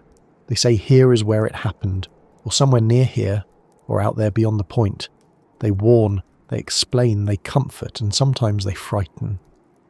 A place like the Marysburgh Vortex becomes a spoken map layered over the nautical one. The official chart may show depths, shoals, lights, and hazards. The folklore chart shows empty ships, sudden vanishings, notes in bottles, and the feeling that the lake has more history than its surface admits. It is also worth noticing how often these stories involve ordinary routes. The Bavaria was not on a voyage to discover a new continent. The Picton was not attempting some grand expedition into forbidden water. They were part of regular lake work. That regularity makes the stories more unsettling. Disaster did not require a reckless adventure. It entered through a familiar crossing. That is one reason maritime folklore stays strong in working communities. The danger is not somewhere else. It is on the route people use, near the shore they know, in weather they have seen before until, one day, it behaves differently. The Marysburgh Vortex, then, is not simply a place where ships sank. It is a place where the line between accident report and ghost story became thin. A tow line breaks, and history begins. Sails drop, and witnesses are left with an image they cannot explain. A bottle reaches shore, and a father's fear becomes part of a local memory. An empty vessel is found, and every object aboard seems to speak by being left behind. These are not the biggest disasters in Great Lakes history by size alone, but they are among the kinds of stories that hold attention because they feel personal and unfinished. There is another layer too. Once a place has enough stories, new stories are judged against the old ones. A later report of strange lights may be linked to the same region. A plane incident may be included. A compass problem may be retold with more significance because it happened inside the triangle. The legend becomes a net catching events that might otherwise remain separate. Some of those events belong there, some may not, but the net changes how people talk. They no longer say, "A strange thing happened on Lake Ontario." They say, "Another strange thing happened in the Marysburgh Vortex." That phrase, "another strange thing," is how legends keep themselves alive. It implies a series. It gives the latest story a family. It allows listeners to place one event beside many others and feel the pattern growing. Whether the pattern is caused by supernatural forces, natural hazards, human storytelling, or all the ordinary risks of a busy lake, is exactly what makes the subject interesting.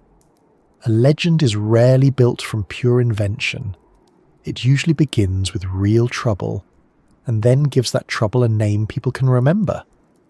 By the time the name Marysburgh Vortex became popular, many of the older wrecks were already long past. The name arrived after much of the history it seemed to explain. That is important. The ships did not sail into a place called the Marysburgh Vortex in their own time, whispering nervously as they crossed the boundary. Many sailors knew the eastern lake was dangerous, but the modern label came later. The label gathered the past into a shape. It made separate losses look like parts of one larger phenomenon. In storytelling terms, that is powerful. In historical terms, it means we must remember that the name is a later frame placed over older events. This does not make the frame useless. Frames help people see. They also decide what gets included and what gets left out. The Marysburgh Vortex frame draws attention to shipwrecks, missing crews, aircraft incidents, and strange sightings in eastern Lake Ontario. It makes people curious enough to read, dive, research, and ask better questions. That curiosity can lead to real discoveries. It can also lead to exaggeration. The same label that brings attention can blur details. So we carry it carefully, like an old lantern that helps us see, but can also throw large shadows. The vanished crews remain the most human part of this shadow. Wrecks can be photographed, wrecks can be mapped, a ship's dimensions can be measured, a cargo can be identified. But a missing crew leaves fewer physical facts. People want to know their final thoughts, final decisions, final words, and final moments. History often cannot provide that. It can give weather, location, vessel type, and likely scenarios. It cannot always give the inner life of a captain deciding whether to abandon ship. Folklore steps into that absence, not because it is always accurate, but because people do not like silence around the dead. In a sleepy science-style story like this, that may be the most useful way to understand the ghost ships of the Marysburgh Vortex. They are not proof that the lake is haunted in a literal sense. They are proof that people remember through stories. The Bavaria haunts the region because the crew was never found. The Picton haunts it because witnesses and a reported message left too many questions.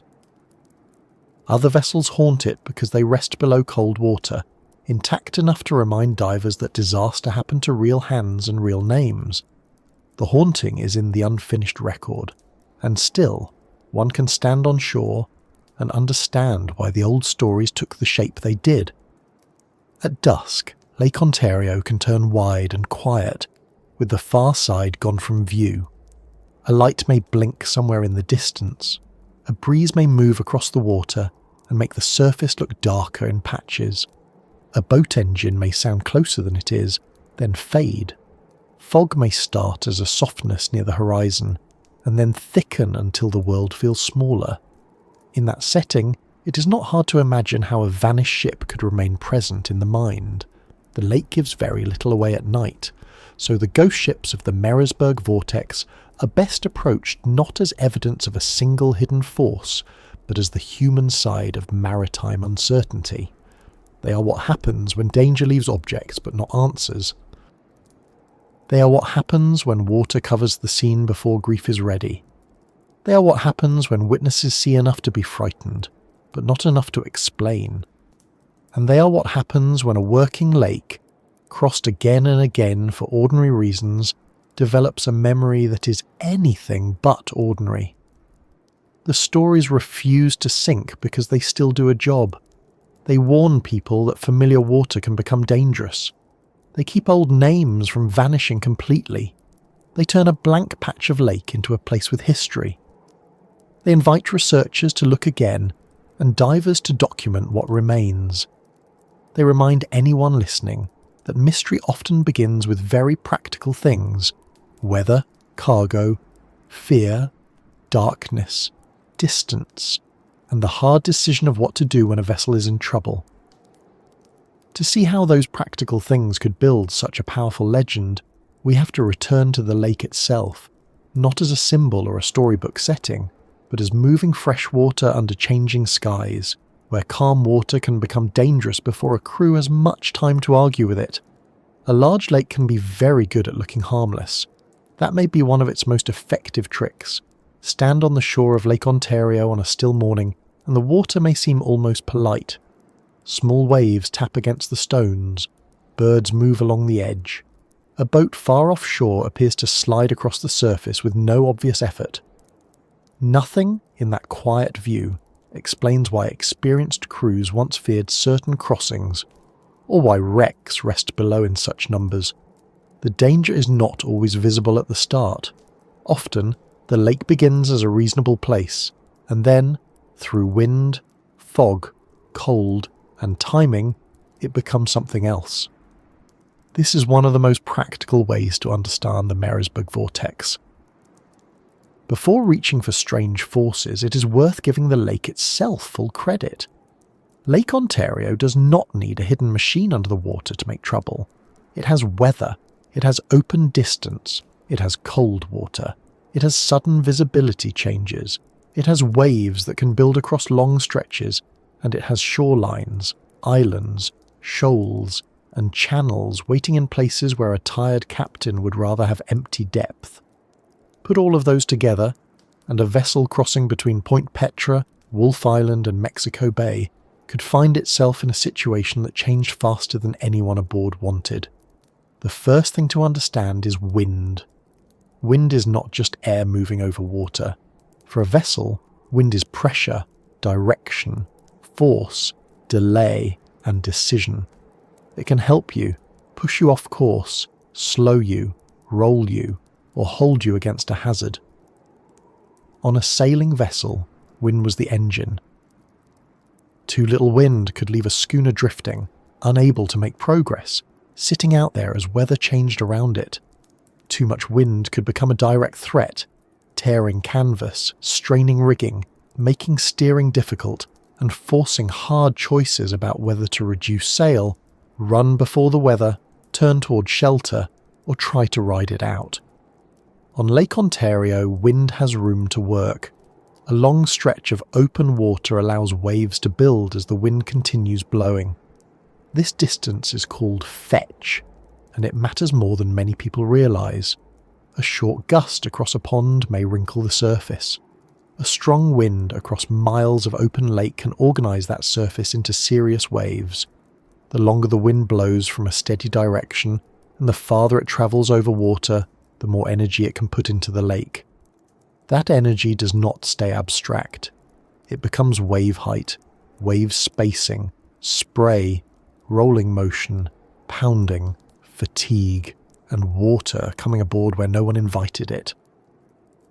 Great Lakes waves can be especially difficult because they are often steep and close together, compared with long ocean swells. On the ocean, a ship may rise and fall over waves with more distance between them. On the lakes, waves can arrive in quicker succession. A vessel may lift over one and meet the next almost immediately. That repeated impact can punish a hull, especially an older wooden one, and it can exhaust a crew trying to keep the vessel under control. It is the difference between walking over a row of low hills and being bumped repeatedly in a crowded hallway. by someone carrying furniture. Neither sounds elegant, but one is much less forgiving. For wooden schooners, this mattered greatly. Their hulls could flex and work in rough water. Seams could open. Pumps could become necessary. Cargo could shift. Rigging could fail under strain. If a vessel was heavily loaded with coal, stone, timber or grain, it might sit lower in the water, leaving less margin when waves broke across the deck. A wave that would be unpleasant for a lightly loaded vessel could become dangerous for one already riding deep. A few inches of extra draft might not sound dramatic from a chair beside a lamp, but out on the lake, small margins can decide whether water stays outside the hull or begins becoming part of the cargo. Storms on the Great Lakes can also arrive with a kind of blunt efficiency. Weather systems move across the region, pressure changes, wind shifts, and the lake responds. A crossing that began under manageable conditions can become difficult before a crew reaches shelter. Earlier sailors did not have modern radar on a screen, updated marine forecasts on a phone, or satellite images showing a storm shape from above. They had experience, sky signs, barometers if available, local knowledge, reports from other mariners, and judgment. Good judgment helped, but good judgment can still be caught by fast-changing weather. The lake does not give extra points for effort. A thunderstorm is a particular kind of problem because it can be local, sudden and violent. A broad storm system may give warning. A thunderstorm can build or move in with more speed. Gust fronts can strike hard. Wind can change direction suddenly. Rain can reduce visibility. Lightning can threaten masts and rigging. A downdraft can flatten the water in one place and throw spray in another. To someone watching from a safe porch, a storm crossing the lake may be impressive. To a crew already on open water, it is a list of tasks arriving all at once. Secure sail, keep steerage, watch the course, check the cargo, mind the pumps, keep people safe, avoid other vessels, find shelter if possible. Do all of that while the deck moves under your feet and everything is wet. This is where calm water can become cruel without ever becoming mysterious. It begins with confidence. The sky looks acceptable. The lake is not flat, but it is workable. The vessel leaves port because the work has to be done. Then the wind increases. The waves build. A grey line appears on the horizon. The barometer has been falling. Someone notices the air feels different. The captain decides whether to push on or turn. Turning may expose the vessel broadside to waves. Pushing on may take it deeper into the weather. Running for a nearer shore may lead toward hazards. Every option has a cost. Later, when a wreck is discussed, people may ask why they did not simply avoid the storm. The answer is that storms are much easier to avoid when you're not already inside the problem. Fog is quieter, but in many ways more unsettling. Storms announce themselves with force. Fog removes the world with almost no noise. It can form when warm, moist air moves over cooler lake water. It can appear in patches, then thicken. It can sit low over the surface, swallowing distance. The shore fades. Other vessels vanish. Lights become blurred. Sound behaves strangely. A crew that could see several miles now sees only a short circle of water around the hull. Inside that circle, everything may seem calm. Outside it, there may be rocks, another vessel, a point of land, or the exact mistake no one can see coming. Fog attacks navigation by taking away reference points. Mariners can use compass bearings, charts, soundings, and dead reckoning, but all of those require care. Dead reckoning means estimating position based on course, speed, and time. It is useful, but it is not perfect. Wind, current, leeway, steering error, and changing speed can all add small inaccuracies. In clear weather, a crew can correct those inaccuracies by sighting land or lights. In fog, the correction may not come in time. A vessel may believe it is safely offshore when it is closer to danger than expected. It may believe it has passed a point when it has not. It may steer toward what seems like open water and find a shoal instead. For the eastern end of Lake Ontario, Fog could be especially serious because the geography becomes more complicated near islands, points, and channels. Wolf Island and the surrounding approaches toward Kingston are not just open blue space, they require attention. A vessel moving in that area with poor visibility had less room for casual error. Near Point Petre, an exposed shoreline and nearby hazards could become difficult to judge. Toward Mexico Bay and Oswego, a crew crossing open water might lose confidence in its exact position long before land appeared. In fog, a large lake becomes not only hard to see, but hard to measure in the mind. Sound signals helped, but sound is not always dependable in fog. A bell, horn, or engine can seem closer or farther than it is. Wind can carry sound away or bring it oddly across the water.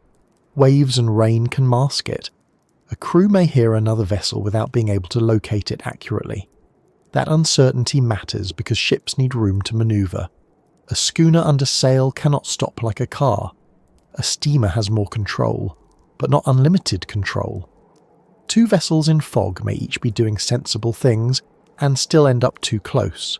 A collision in clear weather may involve visible mistakes. A collision in fog can feel like the world suddenly produced another ship out of nowhere. Cold water adds another severe layer to every accident.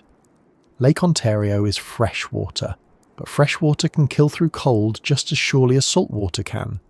In many seasons, entering the lake without protection can quickly reduce a person's ability to move, think, and survive. Cold shock can cause gasping and panic. Muscles lose strength. Hands stop working properly. A person may be able to see safety and still be unable to reach it. This matters for stories of vanished crews. If men left a damaged vessel in a small boat or were washed overboard or tried to swim, the lake did not need to be far from shore to become deadly. Cold makes distance longer. Small boats were often the last hope in an emergency, but they were not always a good hope. A yawl boat or lifeboat launched in rough water could be damaged, swamped, overturned or separated from the larger vessel. Getting into it from a rolling deck was itself dangerous. Once aboard, the crew had to manage waves, wind, weight and balance. If the boat was overloaded, the risk increased. If people were cold, injured or frightened, the risk increased again. A missing crew from an otherwise floating vessel may sound strange at first, but when you picture a small open boat in dark, cold, rough water, the strangeness becomes more painfully practical. There is also the problem of fire, which may seem separate from storms and fog but often becomes worse because of them. Wooden vessels carried flammable materials, fuel, cargo, oil, lamps and hot equipment. A fire aboard a ship is serious because there is nowhere easy to step away from it. Water is everywhere, yes, but getting it where it is needed in the right amount while the vessel is moving and the weather is poor is not simple. Smoke can blind a crew. Fire can cut off access to pumps, boats or cabins. In rough weather, a fire can spread unpredictably. If the vessel is carrying certain cargoes, the danger becomes even greater. A storm can damage a ship. A fire can make abandoning it the only choice. If the lake outside is rough and cold, that choice may not feel like rescue. Freshwater storms also create water level effects that are easy to overlook in ordinary shipwreck stories. Strong winds can push water toward one end of a lake, creating storm surge. When the force eases or changes, water can slosh back and forth in the basin as a siege. In plain terms, the lake can behave a little like water in a bathtub after someone has pushed it hard to one side, though the real scale is much larger, and the consequences are not something to test in socks on the bathroom floor. Water levels can rise or fall in ways that affect docks, anchored vessels and shallow hazards. A place that was safe for a hull under one condition may become more dangerous when water movement changes. Seeches and surges are useful reminders that a lake is not a static container. It responds to pressure, wind, shape, and depth. That matters near shores, bays, and confined areas, but it also shapes the broader behaviour of the lake. Mariners may notice unusual currents, changing water levels, or unexpected motion around harbours and shoals. In older stories, such effect could become part of local suspicion. A boat behaves oddly. Water seems to run the wrong way. A vessel drags where it should hold. Without a clear scientific explanation available in the moment, people may describe the experience in more dramatic terms. The language becomes mysterious, while the cause may be physical. Snow and ice bring another set of dangers, especially in the shoulder seasons when crews were trying to complete work before winter or resume after it. Ice can damage hulls, clog harbours, affect navigation marks, and make decks dangerous. Freezing spray can add weight to a vessel, changing its stability. A ship coated with ice becomes heavier above the waterline, and weight high up is not a small matter. It can make a vessel more likely to roll dangerously. Crew members may need to break ice from rigging and decks while already exhausted and cold. That kind of work is hard enough on land. On a heaving vessel in freezing conditions, it becomes a serious test of endurance. Even rain can be dangerous in more than one way. Heavy rain reduces visibility, soaks lines, makes decks slick, and can add water where drainage is poor. If a vessel already has a leak, rain and lake water together increase the burden on pumps. If cargo can absorb moisture, weight may increase. Grain, for example, can swell. Other cargo can shift or become unstable. Coal can be heavy and messy, and in some circumstances cargo holds create their own problems. A ship is a balanced system. Weather does not need to destroy it directly. It can simply disturb that balance until the vessel no longer behaves as its crew expects. This point is important because many people imagine shipwrecks as sudden, dramatic events. A huge wave strikes, a ship breaks. Everyone understands what happened. Sometimes that is close to true, but many wrecks develop through a chain. A storm increases, the vessel labours, a seam opens, the pumps are started, the cargo shifts, steering becomes harder, visibility drops, the crew changes course. The vessel is now closer to a shoal. A second problem appears before the first one is solved.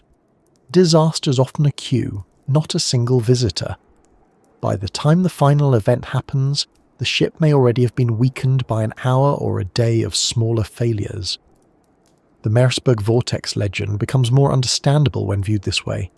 The region did not need one impossible force, it needed repeated chains of ordinary trouble, a storm over open water, a fog bank near a difficult shoreline, a heavily loaded schooner with limited steering, a crew working without modern communication, a route used often enough that many vessels had to face the same risks. When one ship is lost, it is a disaster. When many are lost across decades, people begin to ask what is wrong with the place. The answer may be that the place gathered several risks at once. There is also a psychological effect during bad weather that is rarely mentioned in simple explanations. People under stress do not think the same way they do when calm. A captain may be skilled, but he is still human. A crew may be experienced, but fatigue matters. Cold hands, poor sleep, noise, fear, and the pressure of making decisions quickly can all reduce judgment. In fog, the mind may cling to the first explanation that feels stable. In a storm, someone may delay abandoning a vessel because leaving feels more dangerous than staying. Another crew may abandon too soon because the situation seems hopeless. Later, people on land may judge these decisions with more information than anyone aboard had at the time. That is one reason the phrase human error can be unfair if used carelessly.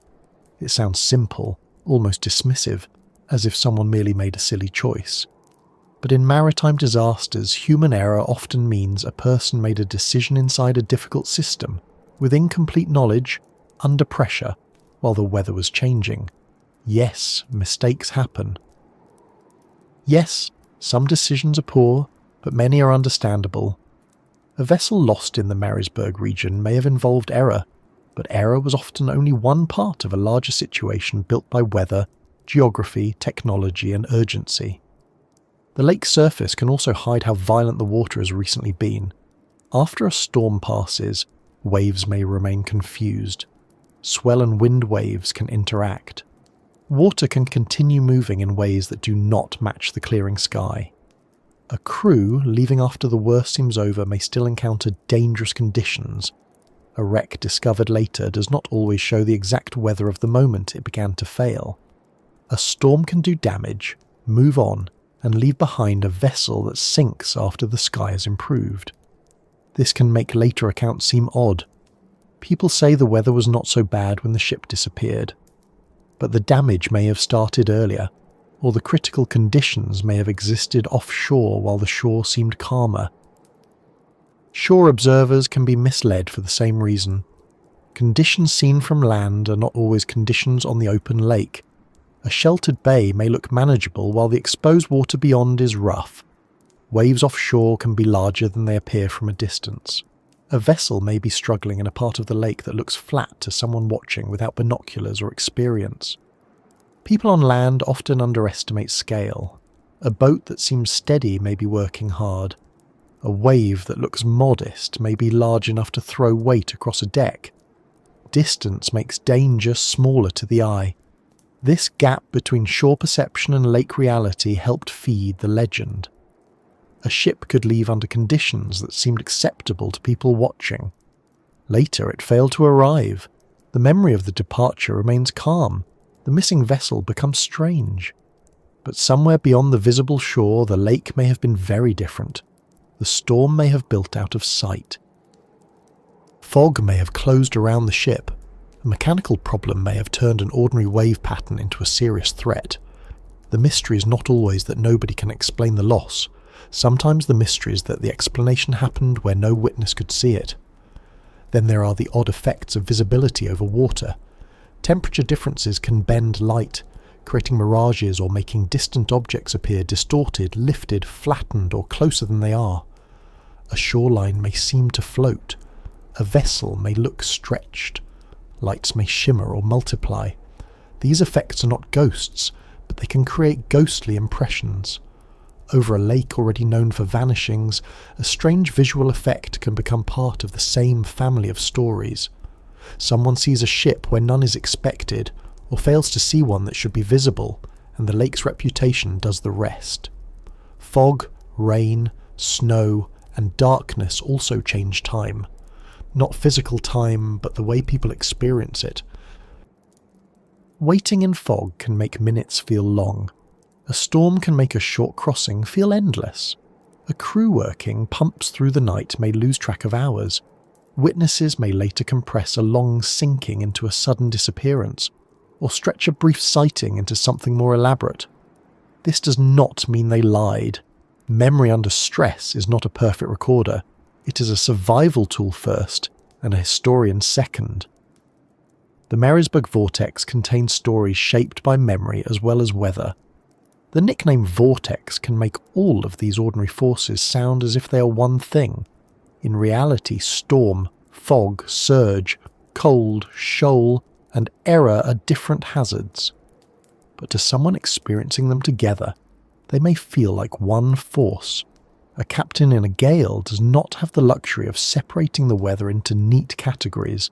Wind is pushing, waves are breaking, visibility is poor, the vessel is not answering well, the crew is tired, the cargo is shifting, the shore is hidden. All the separate problems become one situation. Later, people give that situation a name. In this case, the name became the Marysburgh Vortex. There is a practical lesson here that does not ruin the mystery. A lake can be dangerous because it is changeable, and change is hard to manage when people and machines are already committed. On land, if the weather turns, you can often step indoors, pull over, wait, or complain to no one in particular. On open water, waiting still requires staying afloat. Shelter may be hours away. Turning around may not reduce the risk.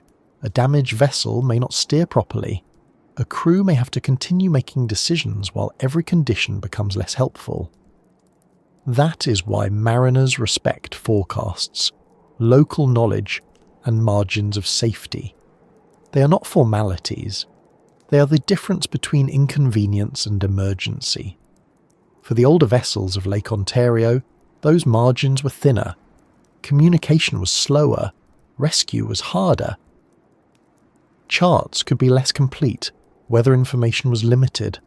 Lighting and navigation aids improved over time, but they did not erase the lake's hazards. Wooden ships aged, cargoes were heavy, crews worked long hours. It was a world where experience mattered deeply, but even experience had limits. The graveyard under the waves is not proof that sailors were foolish. It is proof that the work was difficult and the lake was capable. The Marysburgh Vortex asks us to hold two thoughts at the same time. First, there are strange and unfinished stories in this region, and some deserve careful attention. Second, many of the forces that explain ship losses are not strange at all. They are known, measured, and still watched in marine forecasts today. Wind direction, wave height, fog patches, thunderstorm risk, low-pressure systems, visibility, ice. These are not dramatic in a supernatural sense, but they are exactly the things mariners need to know before trusting water that looks calm from shore. And perhaps that is what makes the real explanation so effective. It does not remove the unease, it makes the unease more concrete. A hidden portal is easy to dismiss once the lights are on. A fog bank is not. A sudden squall is not. Cold water is not. A steep wave hitting a heavily loaded schooner at the wrong moment is not. These are ordinary dangers, but ordinary does not mean gentle. The lake's power is practical, and practical power can be frightening because it does not require belief. It works whether anyone respects it or not. So when we picture those old vessels crossing the triangle, we should picture the weather as an active part of the scene, not a background, not decoration. The wind is pushing decisions onto the crew, the waves are testing the hull, fog is removing information, cold water is narrowing survival time. Rain is hiding lights, thunder is changing the mood of the deck, a storm surge or seach may be moving water in ways that complicate the shoreline and anchorages. Every element adds pressure. By the time a vessel fails, it may look to later storytellers as if the lake simply took it. But the taking in many cases may have been a process. That process is what sailors knew and land stories sometimes forgot. A lake has habits, it has seasons, it has dangerous wind directions, bad visibility days, and places where waves behave poorly. It has routes that are safe under one set of conditions and unwise under another. It has harbours that are welcome when reached and painfully distant when not. It has old wrecks below that quietly prove the point. The Marysburgh Vortex became famous because enough ships met the wrong combination of these habits. The result was not one storm, one fog, or one wave, but a reputation built from many crossings where calm water did not stay calm long enough. And after weather has done its work, another kind of uncertainty often remains. A compass, bearing that seemed reliable, a course that looked right on paper, a vessel that should have been farther from shore, a captain who believed he knew his position. When storms and fog reduce the world to motion and guesswork, navigation becomes a fragile thing, and that is where the next part of the Marysburgh story begins to turn toward one of its most persistent claims. The idea that instruments themselves may have behaved strangely in the waters where so many ships were already fighting the lake. A compass is one of those objects that looks too simple to be dramatic. A little needle, a marked card, a glass cover, a steady idea of north. It does not roar like an engine, flash like lightning, or make the captain look especially heroic unless everyone else is very easily impressed by small rotating things. And yet, for centuries, that quiet instrument was one of the most important objects on any vessel. When the shore disappeared, when fog closed in, when the stars were hidden, and when the lake became a grey surface under a grey sky, the compass helped turn confusion into direction. It gave a crew something to trust. That is why stories of a misbehaving compass feel so unsettling. A storm can be fought, a leak can be pumped, a torn sail can be repaired if there is time and a luck. But when the instrument meant to tell you where you're going begins to lie, the problem becomes quieter and more personal. The vessel may still be moving. The crew may still be working. The captain may still seem calm. But underneath all of that is a dangerous question. Are we heading where we think we are? In the Marysburgh Vortex, strange compass behaviour has become one of the most repeated parts of the legend. The story usually goes like this. Somewhere in this stretch of eastern Lake Ontario, magnetic forces below the lake bed interfere with compass readings. A ship follows what appears to be a safe bearing, but the needle is wrong. The vessel drifts from its intended course. Fog thickens. Shoals wait below the surface. By the time the mistake is noticed, the lake has already brought the ship too close to danger. It is a neat explanation, which is always something to be careful with. Neat explanations can be useful, but they can also make a very complicated history look like one tidy trick. Still, this part of the legend is not built from nothing. There are real magnetic anomalies in parts of eastern Lake Ontario. A magnetic anomaly simply means a local variation in Earth's magnetic field. It can be caused by rocks or structures below the surface that have different magnetic properties from the surrounding material. Iron-bearing rocks, certain bedrock formations, buried geological features, and even human-made objects can affect magnetic measurements. A compass needle is not magical. It responds to the magnetic field around it. Change the local field enough, and the needle may point a little differently from what a navigator expects. That does not mean a compass will spin wildly like a prop from an old horror film. Sometimes popular versions of a mystery enjoy adding a little theatre, and a spinning compass is a very convenient bit of theatre. It is easy to picture. It looks good in a documentary. It gives everyone aboard a reason to stare at the instrument and say something like, "That cannot be right," which is a sentence that has rarely improved anyone's evening at sea. In real navigation, the problem is usually less dramatic and more dangerous. A compass may not spin at all. It may simply be wrong by a few degrees, or by enough degrees in a specific location to matter. A few degrees may sound harmless. If you're walking across a room, being a few degrees off course might only mean you bump into a chair, apologise to the chair, and continue with your life. On open water, over distance, a small error grows.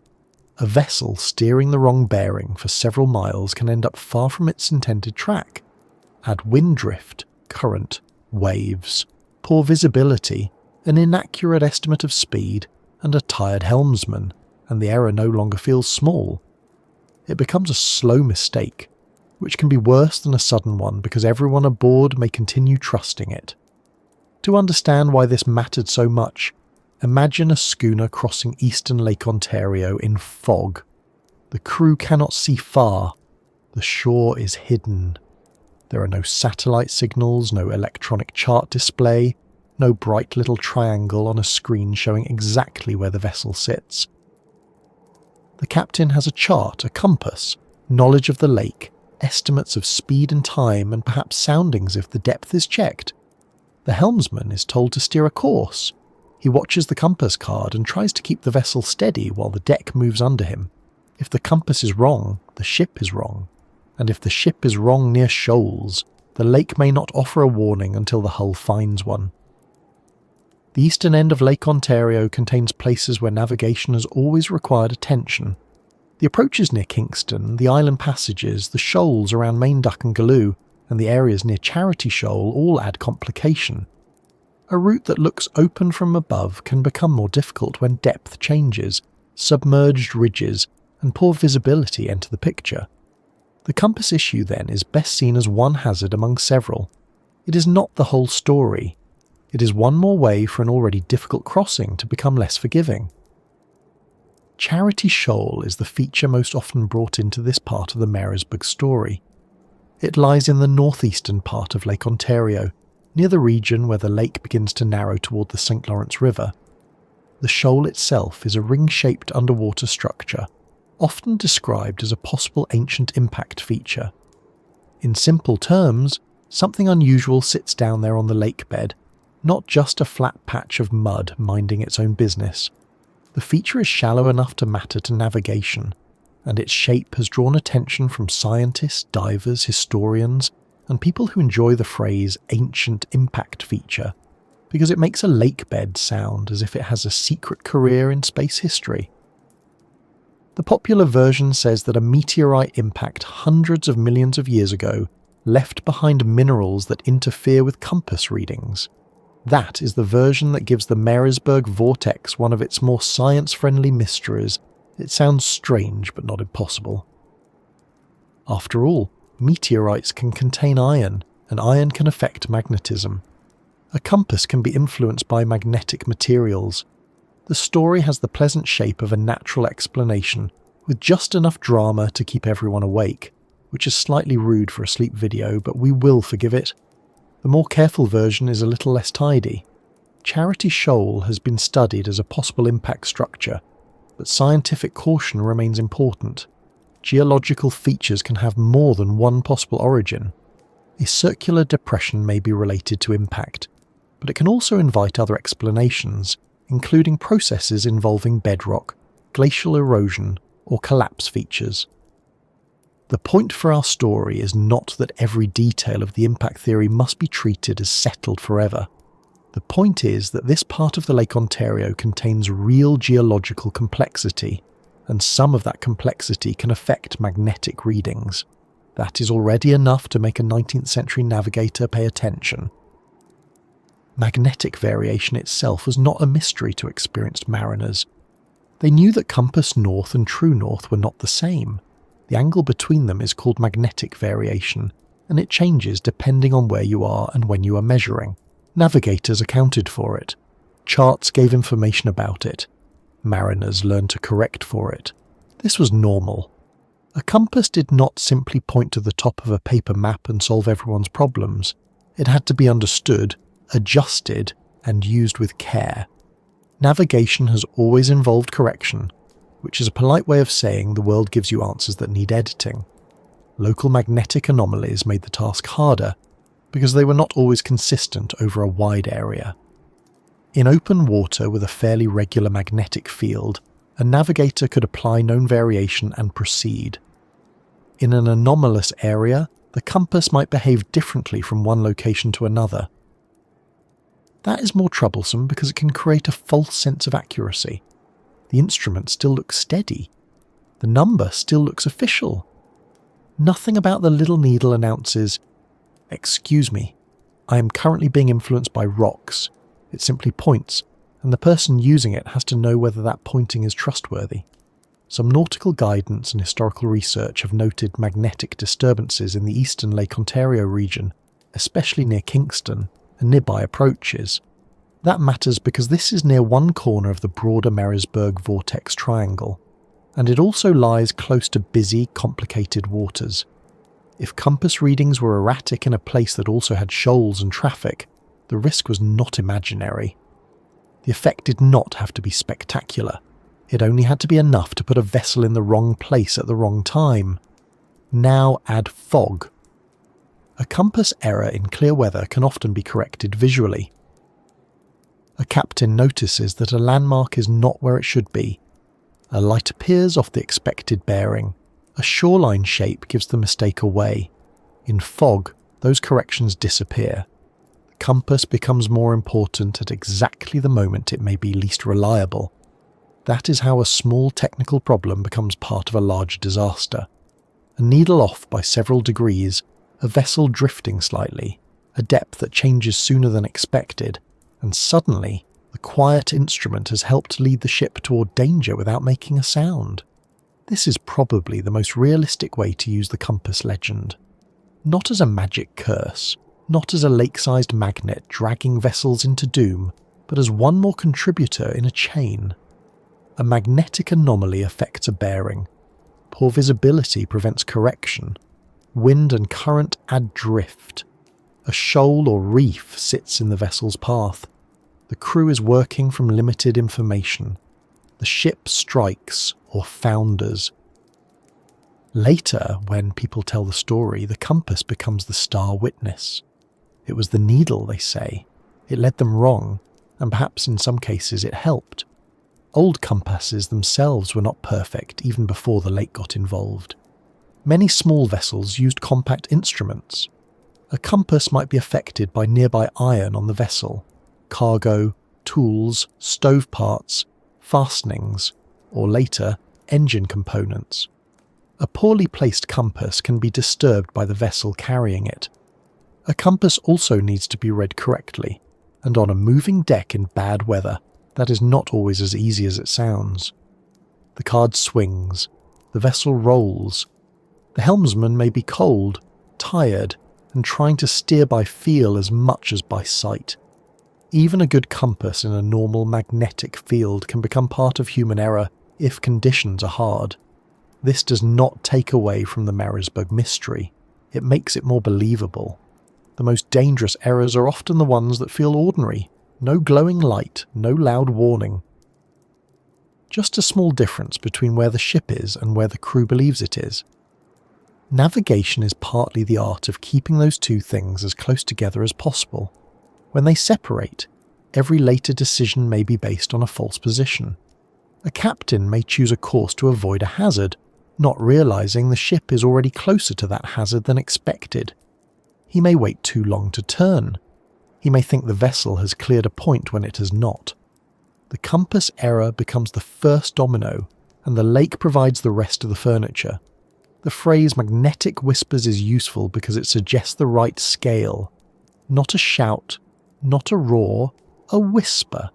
Something quiet enough to be missed but strong enough to matter. A compass does not need to fail completely to become dangerous. It only needs to become slightly untrue in a place where the margin for error is already thin. The Marysburgh Vortex sits in a part of the lake where margins could thin quickly. Shoals, changing depth, weather, fog, currents and traffic all reduced the amount of room a crew had to be wrong. In that setting, a magnetic disturbance could be a serious problem. There is a temptation to make the compass stories do too much work. Because they sound scientific, they can become a convenient explanation for nearly every wreck. This is where caution is needed. Not every ship that sank in eastern Lake Ontario sank because of a compass error. Many were caught by storms, some were overloaded, some burned. Some struck known hazards, some suffered structural failure. Some were badly built, poorly maintained, or used in ways they were not suited for. Some losses happened in conditions where a compass problem may not have mattered at all. A single explanation cannot carry a whole graveyard. But a compass problem can help explain why this region felt different to mariners. A place with unpredictable bearings becomes a place of distrust. A captain who knows the compass may be affected must rely more heavily on other information. But what happens when fog removes that information? What happens when the light is poor, the shore is hidden, and the depth soundings are not taken often enough? What happens when the vessel is being pushed off course, while the compass says everything is fine? The answer is not always disaster, but the risk increases. A good mariner respects small risks because small risks like to invite their friends. Compass error also has a psychological effect. Instruments are supposed to reduce uncertainty. When an instrument becomes suspect, it can increase uncertainty instead. A crew may argue over whether the compass is right. The captain may compare it with memory, wind, waves, or another compass if one is available. The helmsman may be told to hold a course that does not feel right. Time passes during that uncertainty. Water continues moving under the hull. If land is near, every minute matters. A compass problem is not only a technical issue, it is a decision-making problem. That decision-making problem becomes worse when every option carries risk. If the captain distrusts the compass and changes course based on instinct, he might avoid danger, or he might create it. If he trusts the compass and it is wrong, he may run into trouble. If he slows down, the vessel may lose steerage or drift. If he continues, he may reach port or strike. If he anchors, the anchor may hold or drag. In hindsight, one choice may look obvious. On the water, in fog or storm, with imperfect information, choices are rarely so kind. Modern navigation has changed this situation, but it has not made the older stories irrelevant. Today, GPS, electronic charts, radar, depth sounders, AIS, Weather forecasts and better lighting make navigation far safer than it was during the busiest age of sail and steam. A modern boater should not be relying on one small magnetic compass alone while crossing a historically tricky section of Lake Ontario in thick fog, unless that boater is also trying to audition for a cautionary brochure. Multiple systems allow errors to be checked against one another. If the compass says one thing and the GPS track says another, the disagreement can be noticed. In the 19th century, that kind of comparison was far more limited. Even now, however, magnetic compasses still matter. They are simple, durable, and useful when electronics fail. But modern mariners are trained to understand deviation, variation, calibration, and the influence of local magnetic effects. Charts and sailing directions exist because water is not self-explanatory. The fact that official navigation resources mention magnetic disturbances in parts of Lake Ontario tells us this is not only folklore, it is a real navigational consideration. The mistake would be turning that consideration into a monster. The Charity Shoal area gives the story a physical anchor. A ring-shaped shoal below the water is more satisfying than a vague claim of weird energy. It can be mapped, surveyed, and discussed. It is shallow enough to have mattered historically. It has been associated with magnetic anomaly discussions. It sits in a region of known navigational complexity. A vessel near it in bad visibility could have faced several simultaneous risks. The shoal itself is not a ghost. It is rock and shape and depth. But because it is hidden below the surface, it can behave in the imagination almost like an unseen character. Not evil, just present. This hiddenness is central to every water mystery. On land, a dangerous cliff is visible. A traveller may still fall, but the hazard announces itself. Underwater, a shoal can be invisible until it is too late. A magnetic anomaly is even more hidden. It does not ripple the surface. It does not mark itself with foam. It cannot be seen from the deck. It affects the instrument that is supposed to help reveal direction, which gives it a special kind of quiet influence. A hidden rock can be avoided if its location is known. A hidden error in direction can make a known rock dangerous again. There's another practical detail. A compass bearing error near shore or shoals is more dangerous than the same error in open deep water. If you are far from obstacles, a wrong heading can be corrected later with embarrassment, delay, and perhaps a few words not suitable for a calm bedtime narration. Near hazards, the correction may come too late. Eastern Lake Ontario includes open areas, but it also includes shoal regions and approaches where position matters. This means a magnetic disturbance could be harmless in one circumstance and serious in another. Context decides the danger. As stories passed through newspapers, local talk, and later mystery writing, the compass issue became simpler and more dramatic. That is normal. Local magnetic variation may have contributed to navigation errors under conditions of poor visibility near known shoals is accurate, but it will not sell many campfire stories unless the campfire audience has a very patient relationship with hydrography. The compasses went wild in the Vortex is shorter. It is also easier to remember.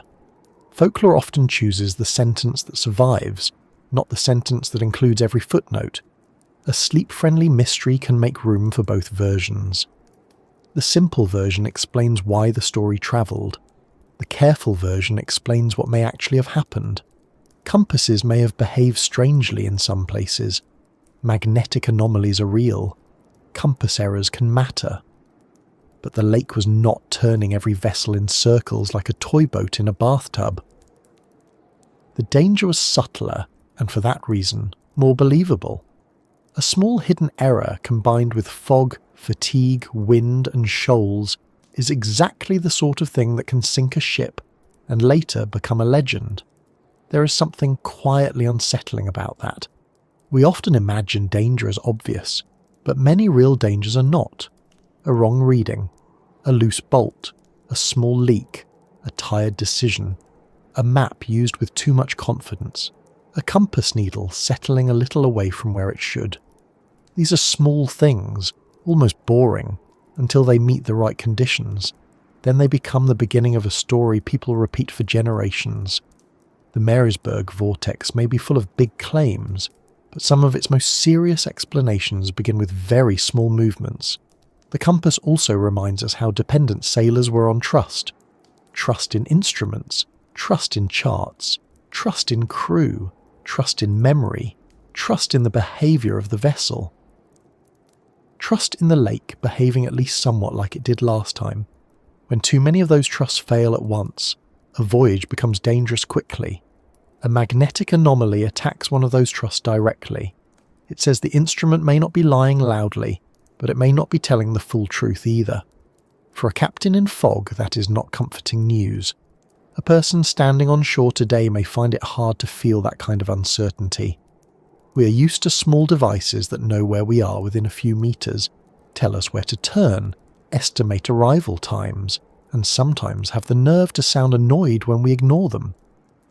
We have become comfortable with location as a constant fact. Earlier mariners lived with location as an estimate. A good estimate sometimes, a skilled estimate often, but still an estimate. The compass helped, but it did not remove doubt. In the Marysburgh region, the compass itself could add doubt back in. This is why the magnetic stories belong in the larger history, but not as the only answer. They explain why certain routes may have been especially treacherous in low visibility. They help explain why ships could be closer to danger than crews believed. They connect the legend to real geology and navigation. They give the word vortex a scientific sounding core, even if the full popular version is sometimes inflated. But they do not replace storms, fog, reefs, cargo, fire, bad construction, or human decisions. The compass was one instrument in a whole system, and accidents usually happen when systems fail in groups. As the old vessels moved through these waters, the compass card would have looked steady enough most of the time. A helmsman might have watched it under a dim light, hands on the wheel or tiller, trying to hold the ordered course. Outside, fog might have pressed against the vessel, waves might have pushed from one side. The captain might have been calculating time and distance, thinking of shoals, shore lights, and the next safe mark. If the needle was slightly wrong, nobody may have known in that moment. The lake would know only in the practical sense, by where the hull actually went. And that is the real unease behind the compass that would not behave, not a spinning needle, not a supernatural warning, just the possibility that a crew did everything more or less correctly with the information they trusted, and the information was not quite true. That is a very human kind of danger. It does not mock the sailors. It does not require foolishness. It shows how fragile navigation could be when magnetic whispers, hidden shoals, and poor visibility shared the same water. From there, the legend grows naturally.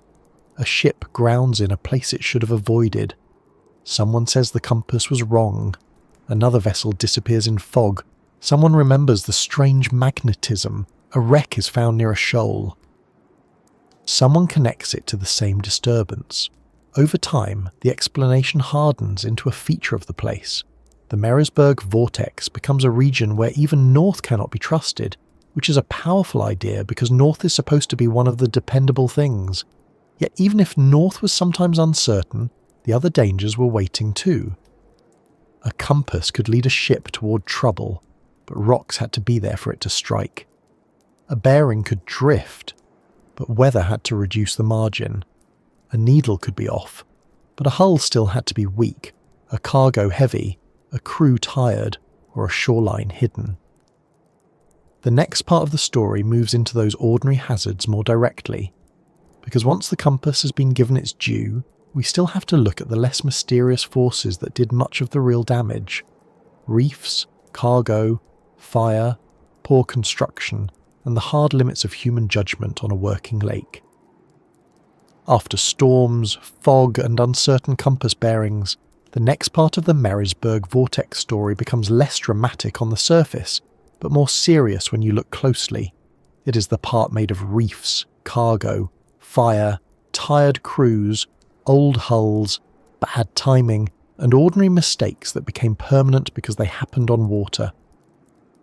These causes do not sound as exciting as a hidden force beneath Lake Ontario, but they are much better at sinking ships than most legends give them credit for. A reef does not need a ghost story. It only needs to be in the wrong place under a vessel that cannot see it. The first thing to understand is that the lake bed matters as much as the weather above it. From shore, water hides its own geography. A person standing by the lake sees a surface, maybe smooth, maybe choppy, maybe shining under a pale sky. But below that surface, the bottom rises and falls. There are shoals, ledges, rock shelves, shallow patches and hard places that can wait quietly for years until one vessel makes one bad approach. On land, a rock in the road looks like a rock in the road. Underwater, a rock can be invisible until the hull finds it. By then, the discovery is often expensive. In the eastern end of Lake Ontario, this problem was not a small one. The area around Prince Edward County, the Ducks, Wolfe Island, Main Duck Island, Timber Island, Charity Shoal, and the approaches toward Kingston contains enough complexity to make careful navigation essential. A ship did not have to cross a neat empty bowl of water. It moved through a working lake with hidden edges. Some routes were safe when followed correctly. Some were safe only in good weather. Some were safe only if the captain had accurate position, reliable instruments, and enough visibility to check the vessel against the land and lights. Remove one of those supports, and the same route could become dangerous. Reefs and shoals are patient hazards. They do not chase ships. They do not move around like villains in a bedtime mystery. They simply remain where they are while vessels come and go above them. That is part of what makes them so effective. A captain may pass a dangerous area many times and begin to feel comfortable with it. The crew may know the route. The vessel may have made the crossing before. Then one day the fog is thicker, the wind is stronger, the compass is a little off, the estimate of position is not quite right, or the water level is different. The shoal is not new. The mistake is, a grounding can happen with shocking speed. A vessel under sail or steam may be moving along normally. Then the hull strikes. The sound and force can tell everyone aboard that the day has changed. A wooden hull can split, scrape, open seams, or become stuck. If waves are running, the vessel may pound against the bottom again and again. Each impact can do more damage. A ship that might have survived a single touch in calm weather can be torn apart if waves lift and drop it onto rock. The reef becomes a hammer, and the lake supplies the arm. Once a vessel is aground, the crew has to solve several problems at once. Is the hull leaking? Can the ship be backed off? Is the wind pushing it harder onto the hazard? Are waves breaking over the deck? Can anchors be set to pull the ship away? Is the cargo making the vessel too heavy to free? Are pumps keeping up? Is help close enough? These are practical questions, but in bad weather each one becomes harder. A ship stuck on a shoal in calm water may be rescued or repaired. A ship stuck in a gale may be destroyed while everyone aboard understands exactly what is happening and still cannot stop it. This is where cargo enters the story. Cargo sounds dull until it starts deciding the fate of a ship. The working vessels that crossed Lake Ontario were not empty props in a mystery. They were carrying useful, heavy, sometimes awkward things. Coal, grain, lumber, stone, iron goods, supplies, and other freight moved across the lake because communities needed them. A ship's cargo was its purpose, but it could also become its weakness. Load a vessel heavily and it rides lower. Load it poorly and it may handle badly. Let the cargo shift and the vessel's balance can change. Let water enter the hold and the cargo can become heavier or more unstable. The thing being delivered can help pull the ship down. Coal appears again and again in Great Lakes wreck stories because it was widely transported and very heavy. A schooner carrying coal had economic value in its hold, but it also had less room for trouble. If the hull leaked, coal could complicate pumping and movement. If the ship took on water, the weight problem worsened. If the vessel grounded, unloading enough cargo to refloat it could be difficult, especially in rough weather. Nobody on a storm-tossed deck wants to begin a calm and organised coal removal project with waves breaking over the rail. That is not a chore. That is punishment with paperwork. Grain carried different dangers.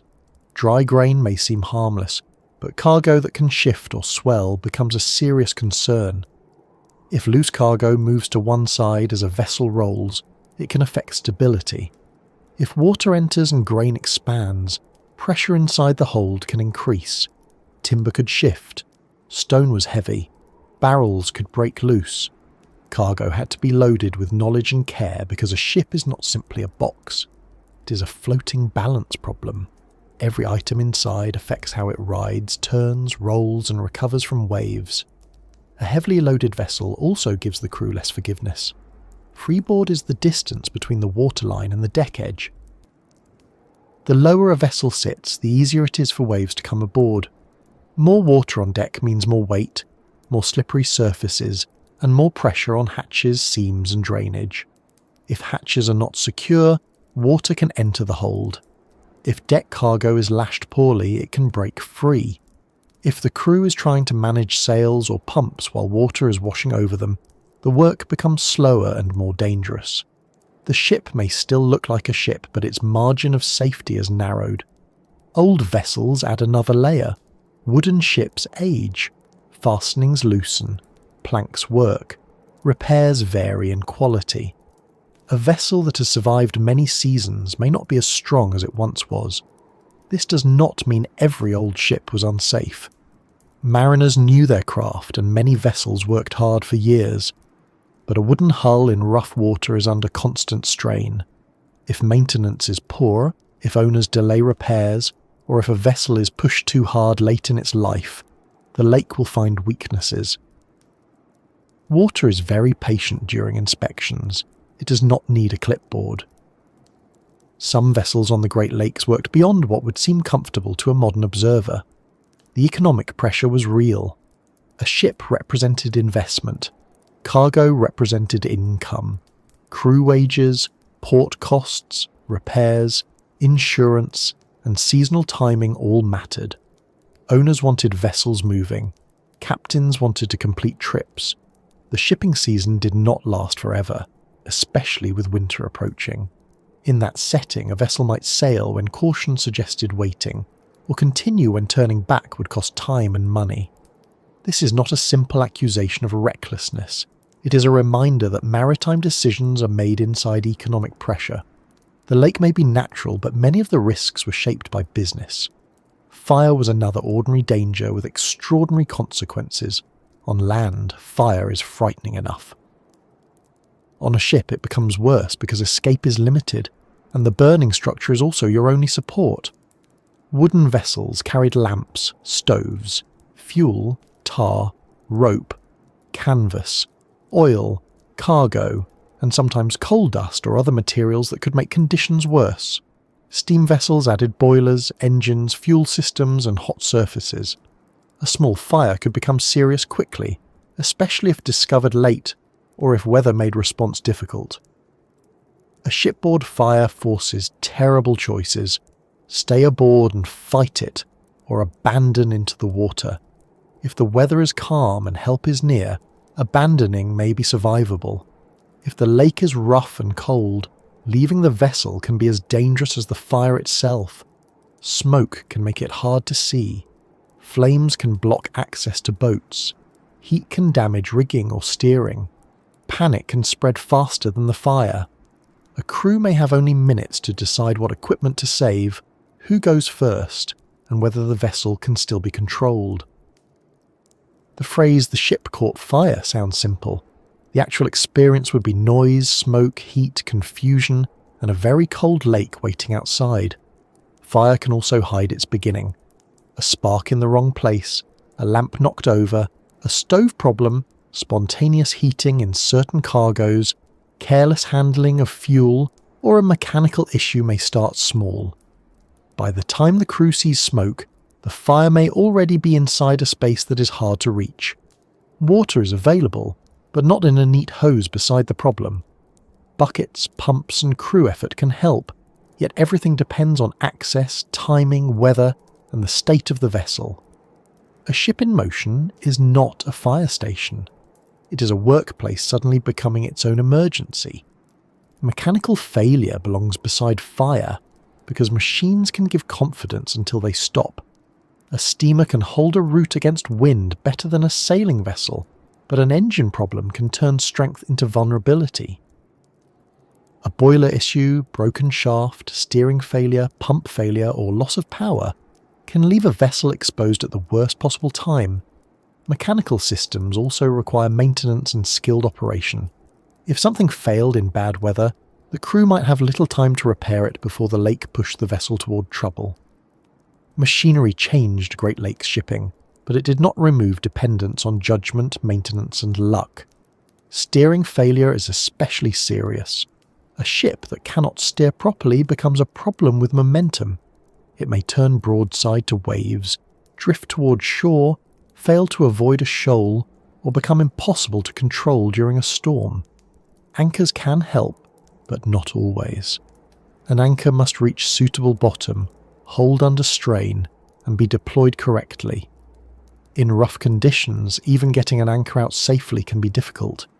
If it drags, the crew may watch the vessel move toward danger despite doing the right thing. A dragging anchor is a slow argument with the lake, and the lake often has more patience. Human error ties all these hazards together, but it should be used carefully. It is easy to say human error caused a wreck and then move on, as if that explains everything. It rarely does. Human error can mean a bad decision, but it can also mean a reasonable decision made with incomplete information. It can mean fatigue, poor communication, pressure from owners, overconfidence from past success, misunderstanding of weather, a chart error, a compass correction missed, or a small delay that became important. Human beings make decisions in real time. History judges them after the result is known. That is not the same vantage point. Imagine a captain deciding whether to leave Oswego with a load of coal. The weather is not perfect, but it is not clearly impossible. Other vessels have sailed in similar conditions. The cargo is expected. The owner does not earn money while the ship waits. The crew wants the trip completed. The captain has crossed before. A delay may push the voyage into worse weather later, so the vessel leaves. Hours later, the wind rises more than expected. Fog thickens, a line parts. The ship takes on water. Now later readers may say he should not have gone. Perhaps they are right. But the decision did not happen with the ending already printed at the bottom of the page. Another crew may make the opposite mistake. They may wait too long to run for shelter, or too long to abandon, or too long to reduce sail. But in the moment, reducing sail may slow the vessel and leave it exposed. Running for shelter may bring it closer to shoals. Abandoning may put everyone in a small boat in freezing waves. Staying aboard may seem safer until it is not. Good seamanship is partly knowing which danger is least deadly, and the answer changes as conditions change. Even skilled people can be caught when every choice is bad. Fatigue deserves more attention than it usually gets. Crews worked hard. They handled cargo, lines, sails, pumps, engines, repairs and watches. Bad weather could keep people on duty for long stretches. Cold reduces strength and judgment. Wet clothing adds misery. Noise makes communication harder. Hunger and lack of sleep do not improve navigation. A tired person may miss a light, mishear an order, misread a compass, delay a task, tie something poorly, or underestimate a leak. None of these sounds dramatic. Together they can sink a ship. Communication on board was also limited by conditions. In wind and waves, orders must be heard and understood. Darkness and spray make gestures harder to see. Different crew members may have different information. Someone below may know the leak is worsening. Someone on deck may not know how fast. The captain may not receive a report quickly enough. A crew member may think another has secured a hatch or checked a pump. Small misunderstandings grow during emergencies. A ship is a system of people as much as wood and iron. If the people cannot share information clearly, the system weakens. Charts and navigation aids improved over time. But older mariners did not always have the level of detail available now. Some hazards were known locally before they were marked clearly. Some lights or buoys were difficult to identify in bad weather. Some aids were damaged, moved, or not visible. A chart is only useful if the vessel's position on that chart is accurate. If a crew is already wrong about where they are, a correct chart can still lead to a wrong decision. This is why reefs, compass problems, fog and human judgment cannot be separated neatly. They interact. There is also the problem of overfamiliarity. A captain who knows a route well may feel confident, and confidence is useful until it turns into assumption. Familiar water can make people relax. The route has been crossed before, the shoal is known. The turn is routine. The harbour light usually appears there. The vessel usually handles this wind. Then one variable changes.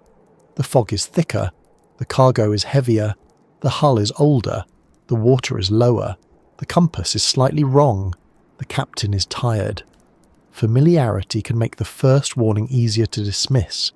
In many shipwreck legends, ordinary causes are treated as boring, because they do not give the story a single dramatic answer. But ordinary causes are rarely simple when they combine. A reef plus fog is different from a reef in daylight. Cargo plus storm is different from cargo in calm water. Fire plus rough seas is different from fire at dock. Human error plus poor instruments is different from human error with clear information. The Marysburgh Vortex becomes less like a magic trap, and more like a place where combinations kept turning against vessels. A useful way to think about it is to imagine layers. The first layer is geography: shoals, islands, shorelines, depth changes and routes. The second layer is weather: wind, waves, fog, ice, rain and sudden shifts. The third layer is the vessel itself: age, design, maintenance, cargo, steering, pumps, sails, engines and fire risk. The fourth layer is human decision-making, timing, confidence, fatigue, communication, pressure and interpretation. A wreck often happens when holes line up through several layers at once. If only one thing goes wrong, the crew may recover. If 3 or 4 go wrong together, the lake may win. This is why the legend has lasted even though many losses can be explained. People want one cause: a vortex, a magnetic pull, a curse, a hidden current. But the real world often works through combinations, and combinations are harder to tell in a short story. They require patience. A schooner heavily loaded with coal encountered worsening weather, may have suffered steering trouble, drifted off course in poor visibility, struck a shoal, took on water, and foundered after the crew could not control the situation. Is a very plausible kind of explanation. It is also a lot to fit on a spooky postcard. The appeal of the Vortex name is that it compresses complexity. Instead of describing every reef, storm, cargo problem and decision, people say the Vortex took another ship. The phrase is memorable. It creates a character out of conditions. It makes scattered accidents feel connected. That does not mean the name is useless. It warns people that the area has a record. But it can hide the practical details that actually matter for safety and history. A mariner does not avoid danger by fearing a nickname. A mariner avoids danger by knowing the weather, the chart, the vessel, the cargo, and the limits of the crew. The ordinary causes also explain why the Marysburgh Vortex can feel more frightening when understood properly. A supernatural explanation can be placed at a distance. You either believe it, or you do not. A reef is real whether you believe in it or not. A fire spreads whether anyone has heard the legend or not. A tired captain can misjudge a course on any lake. A cargo can shift inside any hold. A fog bank can hide any shore. These causes are not exotic, which means they are not confined to one mysterious triangle. The Marysburgh region had enough of them, in enough combinations to become famous, but the lessons apply far beyond it. Still, the history of this particular area gave the ordinary causes more opportunity.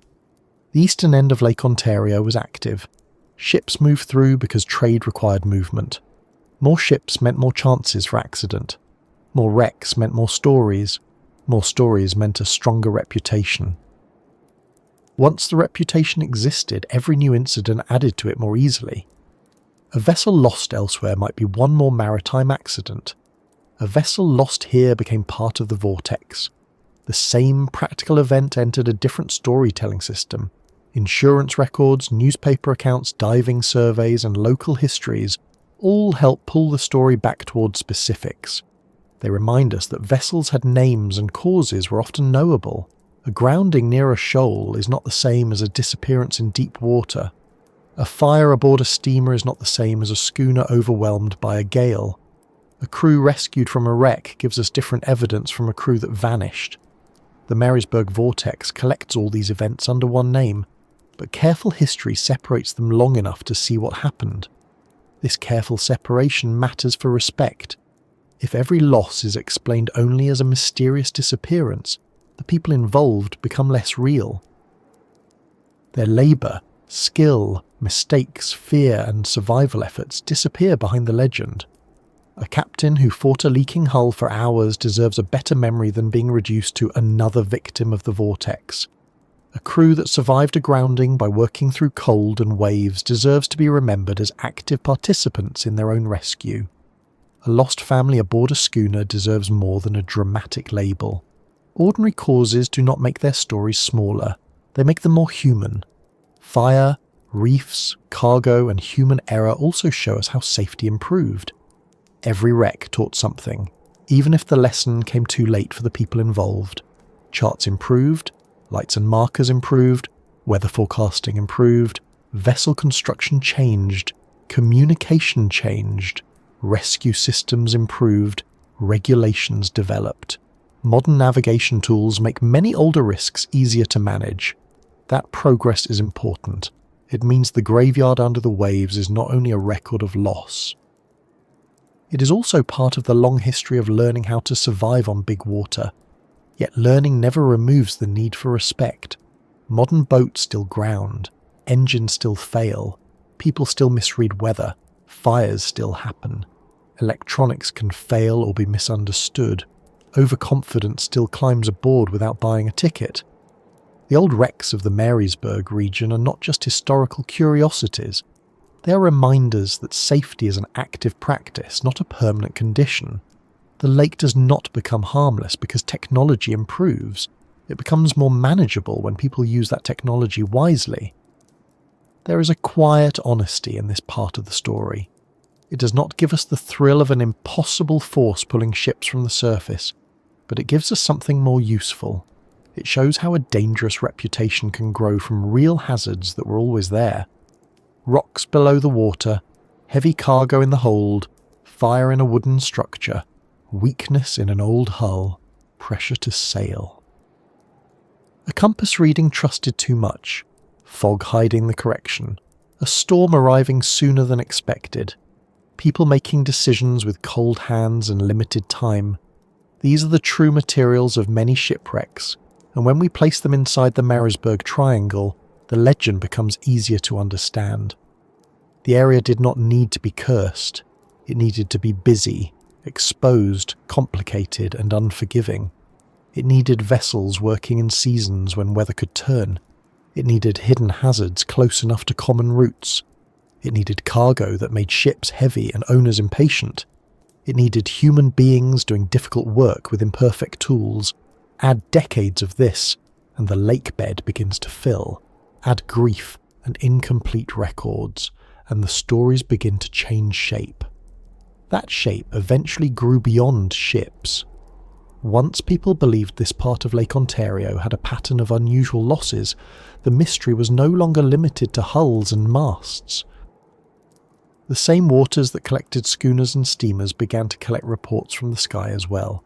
Aircraft incidents, strange lights, and unusual sightings were pulled into the same circle of attention. Some may have ordinary explanations, some may be poorly documented, some may have been sharpened by the reputation already waiting for them. But after enough ships had gone down, people were ready to look upward and wonder whether the strange history of the lake ended at the surface, or whether it reached into the air above it too.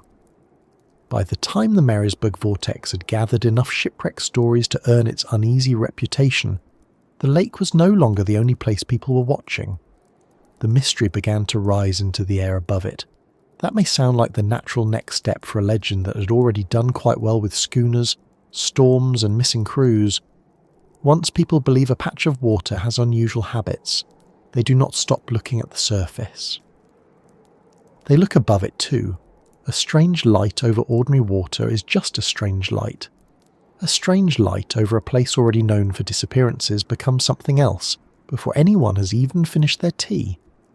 This is the part of the story where aircraft, sightings, near misses, and objects in the sky start drifting into the same conversation as wrecks on the bottom. Some popular accounts claim that dozens of aircraft have disappeared or crashed in or around the Marysburgh Vortex. That number is often repeated, though it needs to be treated with the same caution as shipwreck counts. Boundaries matter. Time periods matter. What counts as inside the vortex matters. A crash near the region is not the same thing as a vanishing caused by it. A documented aviation incident is not the same thing as a local story told many years later. But once a legend has a name, it becomes very good at collecting nearby events. This is not unusual. Famous mystery zones often grow upward. The Bermuda Triangle did the same. It began with ships, or at least with maritime danger, and then aircraft became part of the story. A plane lost at sea is especially unsettling because it leaves even less behind than a ship. A vessel may float, sink slowly, scatter cargo, or leave wreckage that washes ashore. An aircraft can disappear from sight in seconds. If it enters water, debris may be small, scattered, submerged, or misidentified. A lake may be smaller than an ocean, but from the air, in poor weather or low visibility, a large lake still offers a great deal of empty space. The skies above eastern Lake Ontario are not empty, of course. Small private aircraft, commercial flights, military flights, helicopters, training flights, and distant traffic have all used the broader region at different times. The water below may seem remote from the deck of a boat, but from above it is part of a larger corridor of movement between cities, islands, airports, and shorelines. Where there is traffic, there will be incidents. Mechanical trouble, weather, pilot error, visibility issues, navigation mistakes, birds, icing, turbulence, and misidentified objects can all enter the record. Aviation is safer than ever because it studies those risks carefully, not because the risks never existed. The Marysburgh Vortex stories often mention small aircraft first, and that makes sense. A small plane feels more vulnerable than a large commercial aircraft. It may fly lower, travel for recreation or local purposes, and depend heavily on the pilot's judgment. Weather over a lake can be tricky. The water may look clear below while the air is unstable. Haze, glare, low cloud, crosswinds, turbulence, and sudden changes near the shoreline can make a flight more demanding. A pilot who leaves under good conditions may encounter something different a short time later. That should sound familiar by now, because the lake has been doing the same thing to boats for a very long time. One story often connected to the area involves a pilot named Ron Scott, who reportedly flew a Cessna 172 out of Picton in 1975. In retellings of the story, the day was calm and clear, the kind of day that does not seem likely to become part of a mystery. As he flew near the eastern end of Prince Edward County at low altitude, the aircraft suddenly banked hard one way, then the other, without warning.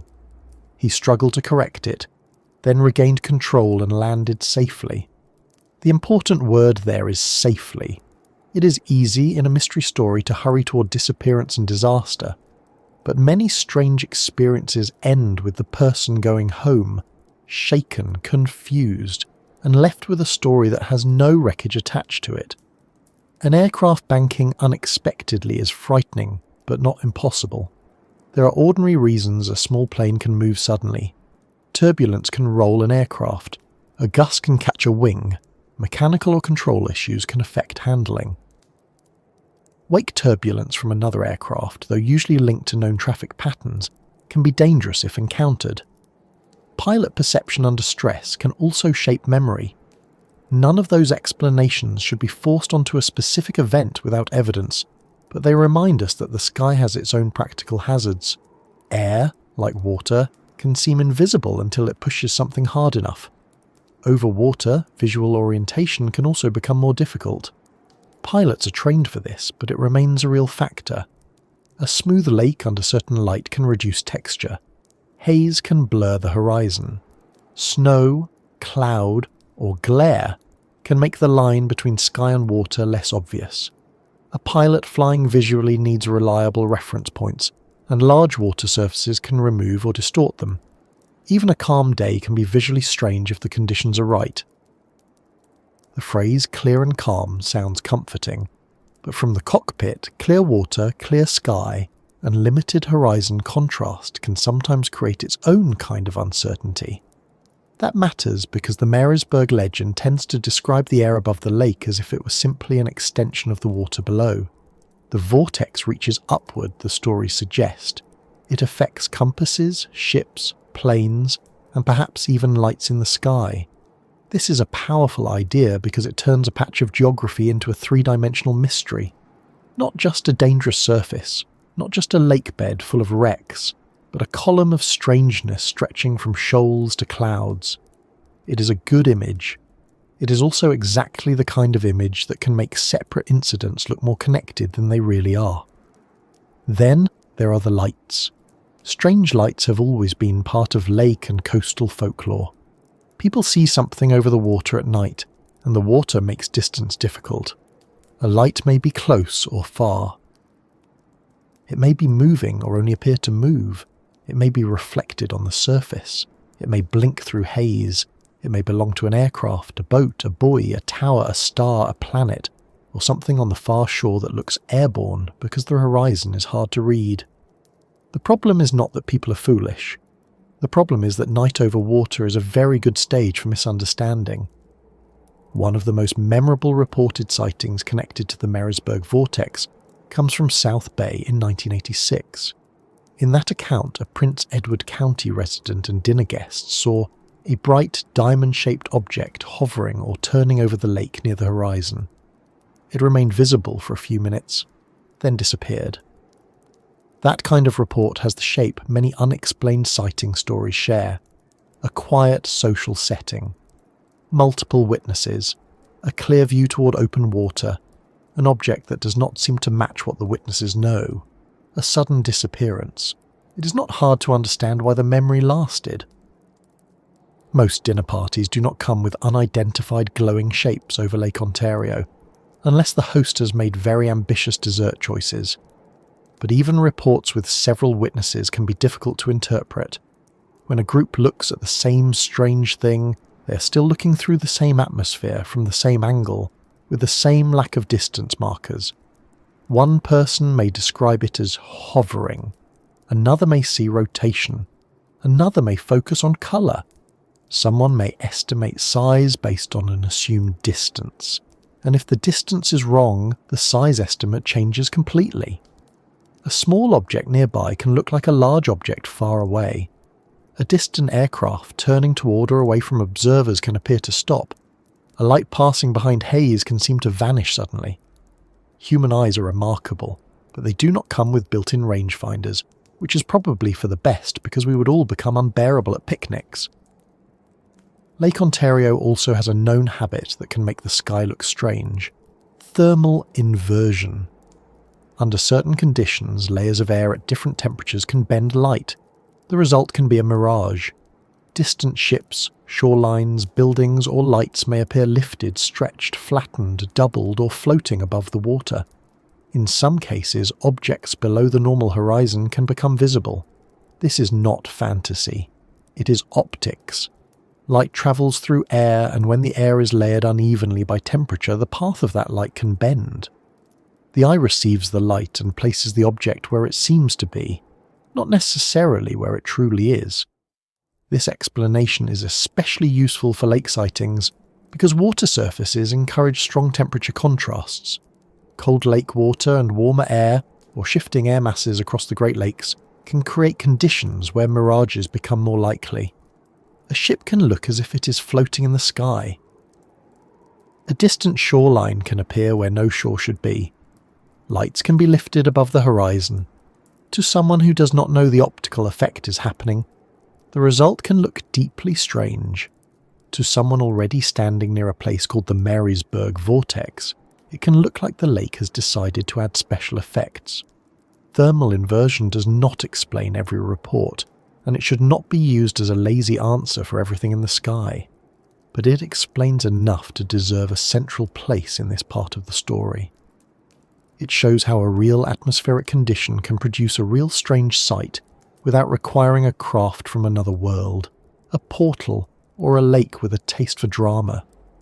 The sighting is real in the sense that the person saw something. The interpretation is the part that becomes uncertain. That distinction matters. Skepticism should not begin by saying people saw nothing. Often the better question is, what did they actually see and what conditions shaped the view? The 2016 Porter Airlines incident gives this skyward part of the legend a more modern and documented edge. A Toronto-bound Porter flight from Ottawa was approaching Toronto when pilots saw an unidentified airborne object over Lake Ontario and took evasive action. 2 flight attendants were injured during the manoeuvre. Investigators could not identify the object, and reporting at the time noted that it did not appear to match an ordinary consumer drone. That is the kind of incident that does not need much decoration. A commercial aircraft, a sudden manoeuvre, injuries, and an object that remains unidentified are already enough to make the listener pay attention. It is important, though, to keep the word unidentified in its proper place. Unidentified does not mean alien. It does not mean impossible. It means the object was not identified from the available evidence. That may sound less exciting, but it is more accurate. The sky contains many possible objects. Balloons, debris, aircraft, drones, birds, weather balloons, military equipment, reflections, and optical effects. In some cases, the evidence is too limited to choose one confidently. Aviation safety investigators are concerned with what happened and how to reduce risk, not with giving folklore a satisfying ending. Sometimes the honest answer is that there is not enough information. That answer can be frustrating because human beings like closure. A mystery that ends with unknown object leaves a little hook in the mind. We want the label. We want the file closed in a way that lets us stop thinking about it. But transportation safety does not work that way. If investigators cannot identify an object, they should not invent certainty. That restraint can make the story feel more mysterious, but it is also a sign of proper caution. Not knowing is different from knowing something extraordinary happened. The Porter incident also shows how modern aviation changes the character of the mystery. Older lake stories often lack records, precise positions, or surviving witnesses. A modern aircraft incident may involve pilots, air traffic control, radar data, company procedures, injury reports, and safety agencies. The documentation is better, but even then, not every question gets answered. That is a useful reminder.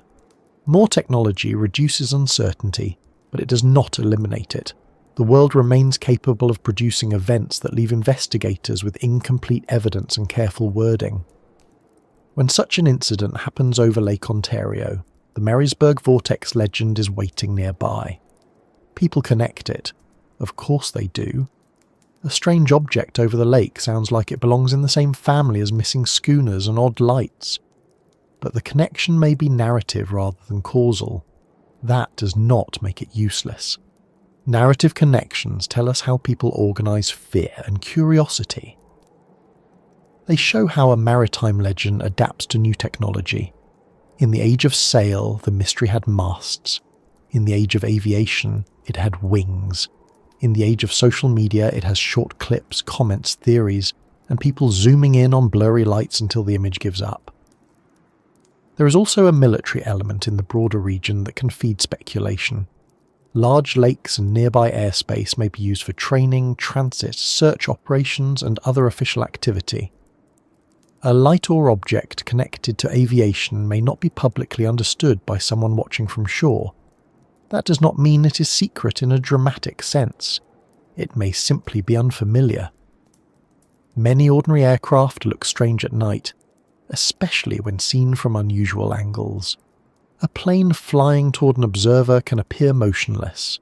Landing lights can be very bright. A turn can change brightness suddenly. Navigation lights can blink in patterns that make distance hard to judge. Once again, water removes reference points and lets the imagination work over time. Satellites have added another modern source of sky confusion. A line of bright points crossing the sky can look unnatural if the viewer has not seen it before. Satellites flare, fade, appear in groups, and disappear into Earth's shadow. Meteors, space debris, and aircraft at high altitude can all create brief sightings. None of these specifically explain the famous Marysburgh reports by themselves, but they widen the list of ordinary possibilities. The night sky has become busier, not quieter. The more objects we place above ourselves, the more chances there are for someone on the ground to look up and say, "Well, that was odd." Birds can also be stranger than expected, especially at night or near aircraft. Migrating birds can appear on radar, strike aircraft, or move in patterns that seem coordinated and sudden. Large birds catching light can be misread at distance. Flocks can change shape quickly. Again, this is not a universal explanation. It is part of the practical inventory. A careful story does not choose one answer before the evidence arrives.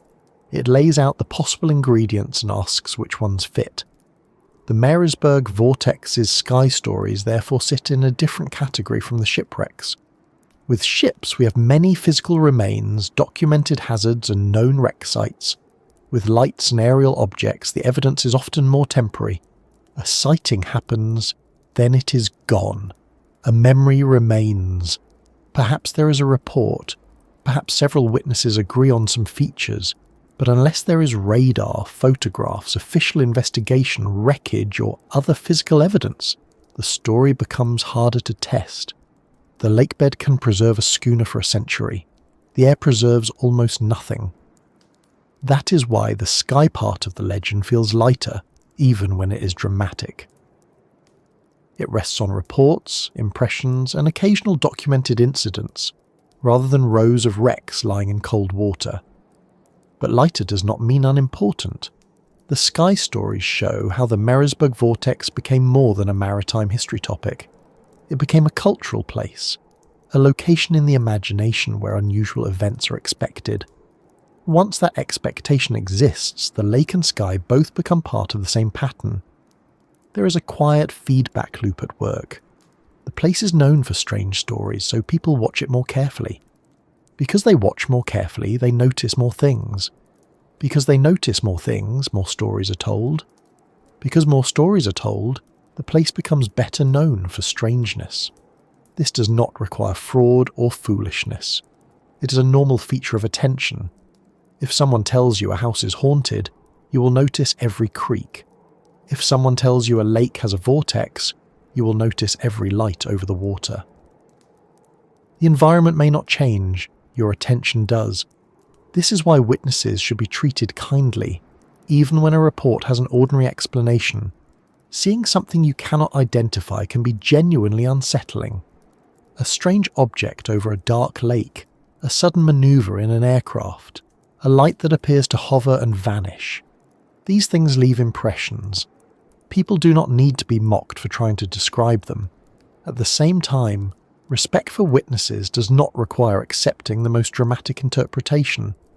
The calm middle path is to say, yes, something was reported, yes, it may have felt extraordinary, and yes, there may be natural human-made or optical explanations we should consider before reaching for the impossible. The best mysteries often live in that middle space. Too much certainty makes them dull, too much wildness makes them flimsy. The Marysburgh Vortex has endured because it has enough documented danger to feel grounded, and enough unresolved stories to keep curiosity alive. The aircraft and light reports belong to that second part. They do not prove a hidden force. They show how the legend expanded. They show how a dangerous lake became a strange sky. They show how people kept looking after the age of shipwrecks declined. By the mid-20th century, better shipbuilding, weather forecasting, navigation aids, radios, radar, and eventually GPS reduced many of the hazards that once made the eastern end of Lake Ontario so deadly for vessels. The lake did not become harmless, but the old pattern of working schooners and steamers wrecking in large numbers faded. Legends, however, do not retire just because technology improves, they adapt. If the ships are no longer disappearing as often, then the strange reports move upward. The mystery finds aircraft, lights, and near misses. It keeps the old name and gives it new material. This is not a failure of reason. It is part of how folklore survives. A legend attached only to a dead technology may become museum material. A legend that can attach itself to modern experience remains alive. The Marysburgh Vortex did not stay only in the age of timber schooners. It learned to sit beside Cessna stories, commercial flights, UFO reports, and optical effects. It moved from the logbook to the cockpit, from the harbour rumour to the aviation report, from the wreck diver's map to the night watcher's deck in South Bay. Still, the lake remains central. Even when the mystery rises into the sky, the water below gives it meaning. A strange object over a parking lot may be strange. A strange object over a lake filled with wrecks becomes part of a larger mood. The surface reflects lights. The horizon hides distance. The air above the water bends and layers. The old stories below the surface make new stories above it easier to remember. The lake does not have to cause the sighting. It only has to host it. So when we think of planes and lights above the Marysburgh Vortex, it helps to picture several things at once. A pilot crossing open water, suddenly dealing with an unexpected roll or object. Dinner guests on a deck watching a white shape near the horizon and trying to understand what it is. Commercial pilots reacting quickly to keep passengers safe. A meteorologist explaining how air temperature layers can lift distant objects into strange positions. A local storyteller hearing another report and placing it beside older ones. A skeptical reader asking for evidence. A believer saying the pattern is too strange to ignore. All of them are part of the story now. The sky does not solve the Marysburgh Vortex. It complicates it. It adds reports that are harder to pin down than shipwrecks, but easier to spread. It gives the legend modern life. It reminds us that mystery is not always found in what happened, but in how people connect what happened to what they already know. An aircraft incident becomes part of a lake legend because the lake already has a reputation. A light becomes memorable because it appears over water that people have been discussing in lowered voices for decades. And as we come down from that sky, the old triangle is still there. Point Petre, Wolf Island, Mexico Bay. Water below, air above, stories between them. Some incidents have good explanations. Some have partial explanations. Some remain unclear because the evidence is thin. The important thing is not to force every light, plane, wreck, and rumour into one answer. The important thing is to understand how a place becomes layered. Geography first, then trade, then wrecks, then ghost stories, then strange lights, then modern reports. Layer after layer until the Marysburgh Vortex is no longer only a place on the lake, but a place people keep using to ask the same old question in new ways. What really happened out there? After all these routes, wrecks, fog banks, compass doubts, hidden shoals, and stories rising into the night sky, the Marysburgh Vortex begins to look less like one single mystery and more like a place where many kinds of uncertainty met each other. That may not sound as neat as saying there is a strange force waiting beneath Lake Ontario, pulling ships from the surface and tugging aircraft from the air. But reality is often less tidy than legend, and usually more interesting when given enough time. The old triangle between Point Petre, Wolf Island and Mexico Bay does not need one simple answer. It has geography, it has weather, it has history, it has working vessels that cross too often in difficult seasons, It has human beings making decisions with the information they had. It has cold water, poor visibility, heavy cargo, and hidden rock. Then, after all of that, it has memory. That memory is what gives the Marysburgh Vortex its power. A lake can be dangerous without becoming famous. Many places are. A storm can sink a vessel, and after a few years only a local record may remain. But when losses happen again and again in a region people know, when some ships are found and others are not, when crews vanish without leaving enough evidence, when aircraft and strange lights later join the conversation, the place begins to take on a second life. It becomes more than water. It becomes a warning, a story, a question people keep returning to because the answer never feels completely finished. And that is worth remembering carefully. A mystery does not always survive because nobody has explained anything. Sometimes it survives because many things have been explained, but not all in the same way. One vessel may have struck a shoal. Another may have been overwhelmed by weather. Another may have suffered steering trouble. Another may have carried cargo that made the situation worse. Another may have burned, leaked, grounded, drifted, or gone down too quickly for witnesses to understand. Then one story remains unclear. Another has a missing crew. Another has a witness account that feels strange. The mind gathers them together and says, there is something about this place. And perhaps there is, but not always in the way the nickname suggests. The something may be the meeting of ordinary dangers. That sounds modest, but it is not. Ordinary dangers are the ones that do most of the work in the world. Fog does not look dramatic when it begins as a pale softness over the water, but it can remove the shore and leave a captain steering by guesswork. A compass error may be only a few degrees, but over miles it can become the difference between safe water and a hidden shoal. A reef does not leap upward, it waits. A cargo hold does not announce that its weight distribution is becoming dangerous. It shifts, absorbs water, presses against the vessel, or lowers the margin of safety. A tired crew member does not become useless all at once. He misses one small thing, then another. The danger grows quietly, and by the time it becomes obvious, the easy choices are gone. This is why the Marysburgh Vortex is more useful when we treat it as a layered story rather than a single riddle. The first layer is the land and water. Prince Edward County pushing into Lake Ontario, Wolfe Island and the eastern outlet toward the St. Lawrence, Mexico Bay and the working American shore, open water between them, crossed because people needed to move cargo and reach ports. Beneath the surface, shoals and depth changes. Above it, wind and fog.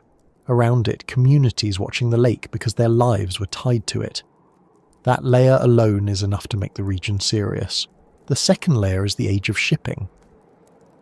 Wooden schooners, steamers, tow lines, coal loads, timber, grain, stone, and all the practical business of a lake that was also a transportation route. These ships were not moving through the triangle for drama. They were doing work. Their crews were not seeking a legend. They were making a living. A vessel that seems ghostly now once had ordinary tasks. Someone checked a line. Someone watched the sky. Someone cooked food. Someone cleaned, repaired, loaded, unloaded, steered, and waited. The legend can make the ships feel distant, but they were part of daily life. The third layer is loss. The vessels that did not arrive. The wrecks now resting in cold fresh water. The names that remain because divers, historians, families and local storytellers kept them from disappearing completely. The Bavaria with its missing crew. The Picton with its troubling story of sudden loss and a reported message from a desperate father. The Katie Eccles, the George A. Marsh, the Fabiola, the North Star and others connected to the broader graveyard of eastern Lake Ontario. Each one is a separate event before it is part of a legend. Each one deserves to be remembered as more than a number. The fourth layer is explanation. Weather, shoals, fire, cargo, navigation, human error, magnetic variation, poor visibility, cold water, limited rescue options. Every one of these has a place in the story. None of them needs to explain every case. They do not have to compete as if only one can be true. A wreck can involve weather and navigation. A disappearance can involve fog and a small boat. A grounding can involve compass uncertainty and a hidden reef. A disaster can involve pressure to sail, an aging hull, and a storm that worsened faster than expected. The ordinary explanations do not cancel the mystery. They give it structure. The fifth layer is folklore. Once a place becomes known for loss, stories begin to behave differently around it. A strange light becomes easier to remember. A compass problem becomes part of a pattern. A vanished crew becomes a ghost ship tale. A modern aircraft incident is pulled into an older maritime reputation. A local sighting over South Bay becomes another piece of the same puzzle, even if it may have a natural explanation. The legend grows because people connect events, and connection is one of the things human beings do best. Sometimes we connect correctly, sometimes we connect too much, but the act itself is natural. We look for shape because shape helps us live with uncertainty. The Marysburgh Vortex, then, leaves behind several things at once. It leaves behind wrecks, some found and studied, some still hidden or uncertain. It leaves behind warnings about the Great Lakes, which can be beautiful, familiar, and dangerous without contradiction. It leaves behind questions about how stories form, how facts become folklore, and how a place earns a reputation strong enough to shape what people notice later. It also leaves behind a reminder that mystery does not have to be solved by choosing between belief and dismissal. There is room for curiosity that is careful. Careful curiosity is especially important with shipwrecks because each story began with real people. It is easy to enjoy the atmosphere of a lost ship, especially from a safe place, under a blanket while a calm voice describes fog and lanterns and old wooden hulls. But beneath that atmosphere were frightened crews, families waiting at home, rescue attempts, investigations, insurance claims, and grief. When a ship vanished, it was not only the vessel that was lost, time was lost, labour was lost, income was lost, and lives were often lost. The lake became part of family history in ways that may have lasted for generations. That is why the quietest part of the Marysburgh story may be the most important. Not the lights, not the nickname, not even the strange compass claims. The quietest part is the thought of someone standing on shore, waiting for a vessel that should have arrived. A wife, a parent, a child, a business partner, a friend, a harbour worker, someone watching the weather and listening for news. In the age before instant communication, waiting could stretch painfully. A ship might be late because of weather, repairs, delays, or ordinary trouble. But at some point lateness became fear. Then fear became knowledge. Or worse, fear remained fear, because no clear knowledge came. That kind of uncertainty is hard to close. It does not end cleanly. A confirmed wreck gives grief a place to stand. A missing vessel leaves grief moving around the room. That may be one reason vanished crew stories endure so strongly. They keep returning because the original absence was never properly filled. The Bavaria's crew was not simply lost to history, they were left as a question. The Picton's final moments remain difficult because the evidence does not satisfy the need to know. Even when practical explanations are possible, the emotional gap remains. The lake keeps things in more than one way. It keeps wrecks in cold darkness, sometimes preserving them long after the people who built and sailed them are gone. It keeps stories in shoreline communities, where one generation tells another that certain waters deserve respect. It keeps secrets when evidence is buried, scattered, or never found. It keeps the shape of old routes, even after the vessels that use them have changed. It keeps names alive because people keep asking about them. A lake is not conscious, of course. It is not choosing to remember. But the effect can feel like memory, because the physical record remains below, while the human record remains above. At the same time, the vortex leaves things behind on land. It leaves better questions. It leaves caution. It leaves an interest in maritime archaeology and diving. It leaves reasons to study weather, navigation, and Great Lakes history. It leaves a reminder that legends often point toward real hazards, even when the legend itself becomes exaggerated. A story about a cursed triangle may not be scientifically accurate, but it can still lead someone to learn about shoals, storms, magnetic anomalies, and the risks of freshwater navigation. In that sense, even a dramatic nickname can become a doorway into something more grounded. There is a comfort in grounding the story without flattening it. We do not have to pretend that every tale is true exactly as told. We also do not have to roll our eyes at every person who found the place unsettling. The people who named dangerous waters, warned others, repeated strange sightings, or spoke of missing ships were responding to something real. The experience of being small beside a large body of water that could change quickly. Science can explain many of the mechanisms, but explanation does not erase the feeling. A fog bank is understandable. It is still disorienting. A thermal inversion is optical physics. It can still look strange over a dark lake. A compass anomaly can be measured. It can still frighten a sailor who depends on the needle. A shoal can be charted. It can still destroy a hull. So perhaps the most honest answer to the question of why ships kept disappearing here is not one answer, but several. They disappeared because the region was busy. They disappeared because the water was sometimes rougher than expected. They disappeared because fog reduced the world to a few yards of grey. They disappeared because hidden shoals waited under routes that mattered. They disappeared because cargo made vessels heavy and less forgiving. They disappeared because wooden ships had limits. They disappeared because instruments were imperfect and people were tired. They disappeared because rescue was hard and cold water was fast. And sometimes they disappeared from the record because nobody survived to explain the final minutes clearly. That answer may be less sensational than a whirlpool under the lake, but it is not less powerful. It may even be more unsettling because it belongs to the real world.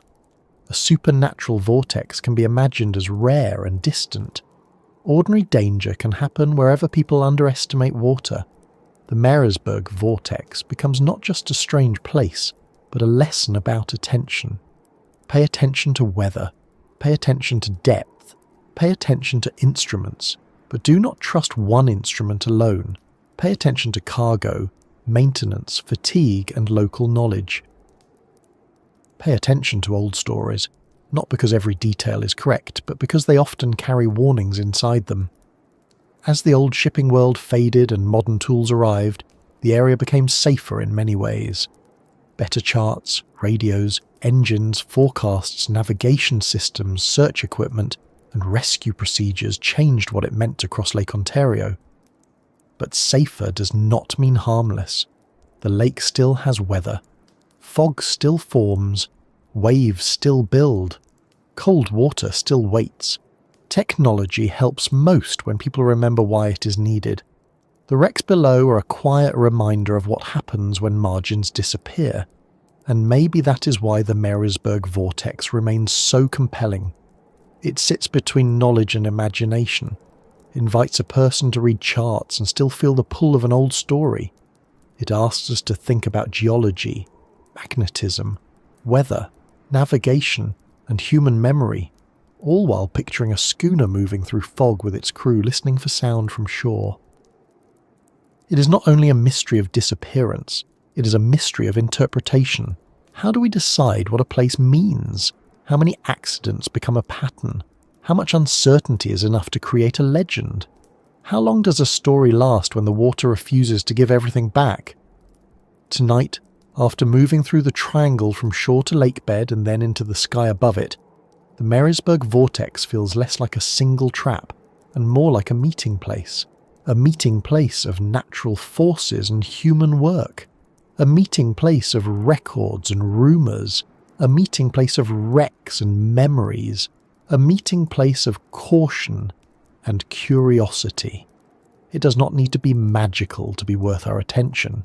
It only needs to be real enough to have left marks and uncertain enough to keep people looking. So, as we come back from those cold waters and old crossings, picture the lake once more from the shoreline. The surface may be calm. A few small waves may move in under a quiet sky. Somewhere out there, routes once carried ships between ports. Somewhere below, wrecks rest in the dark with their work finished.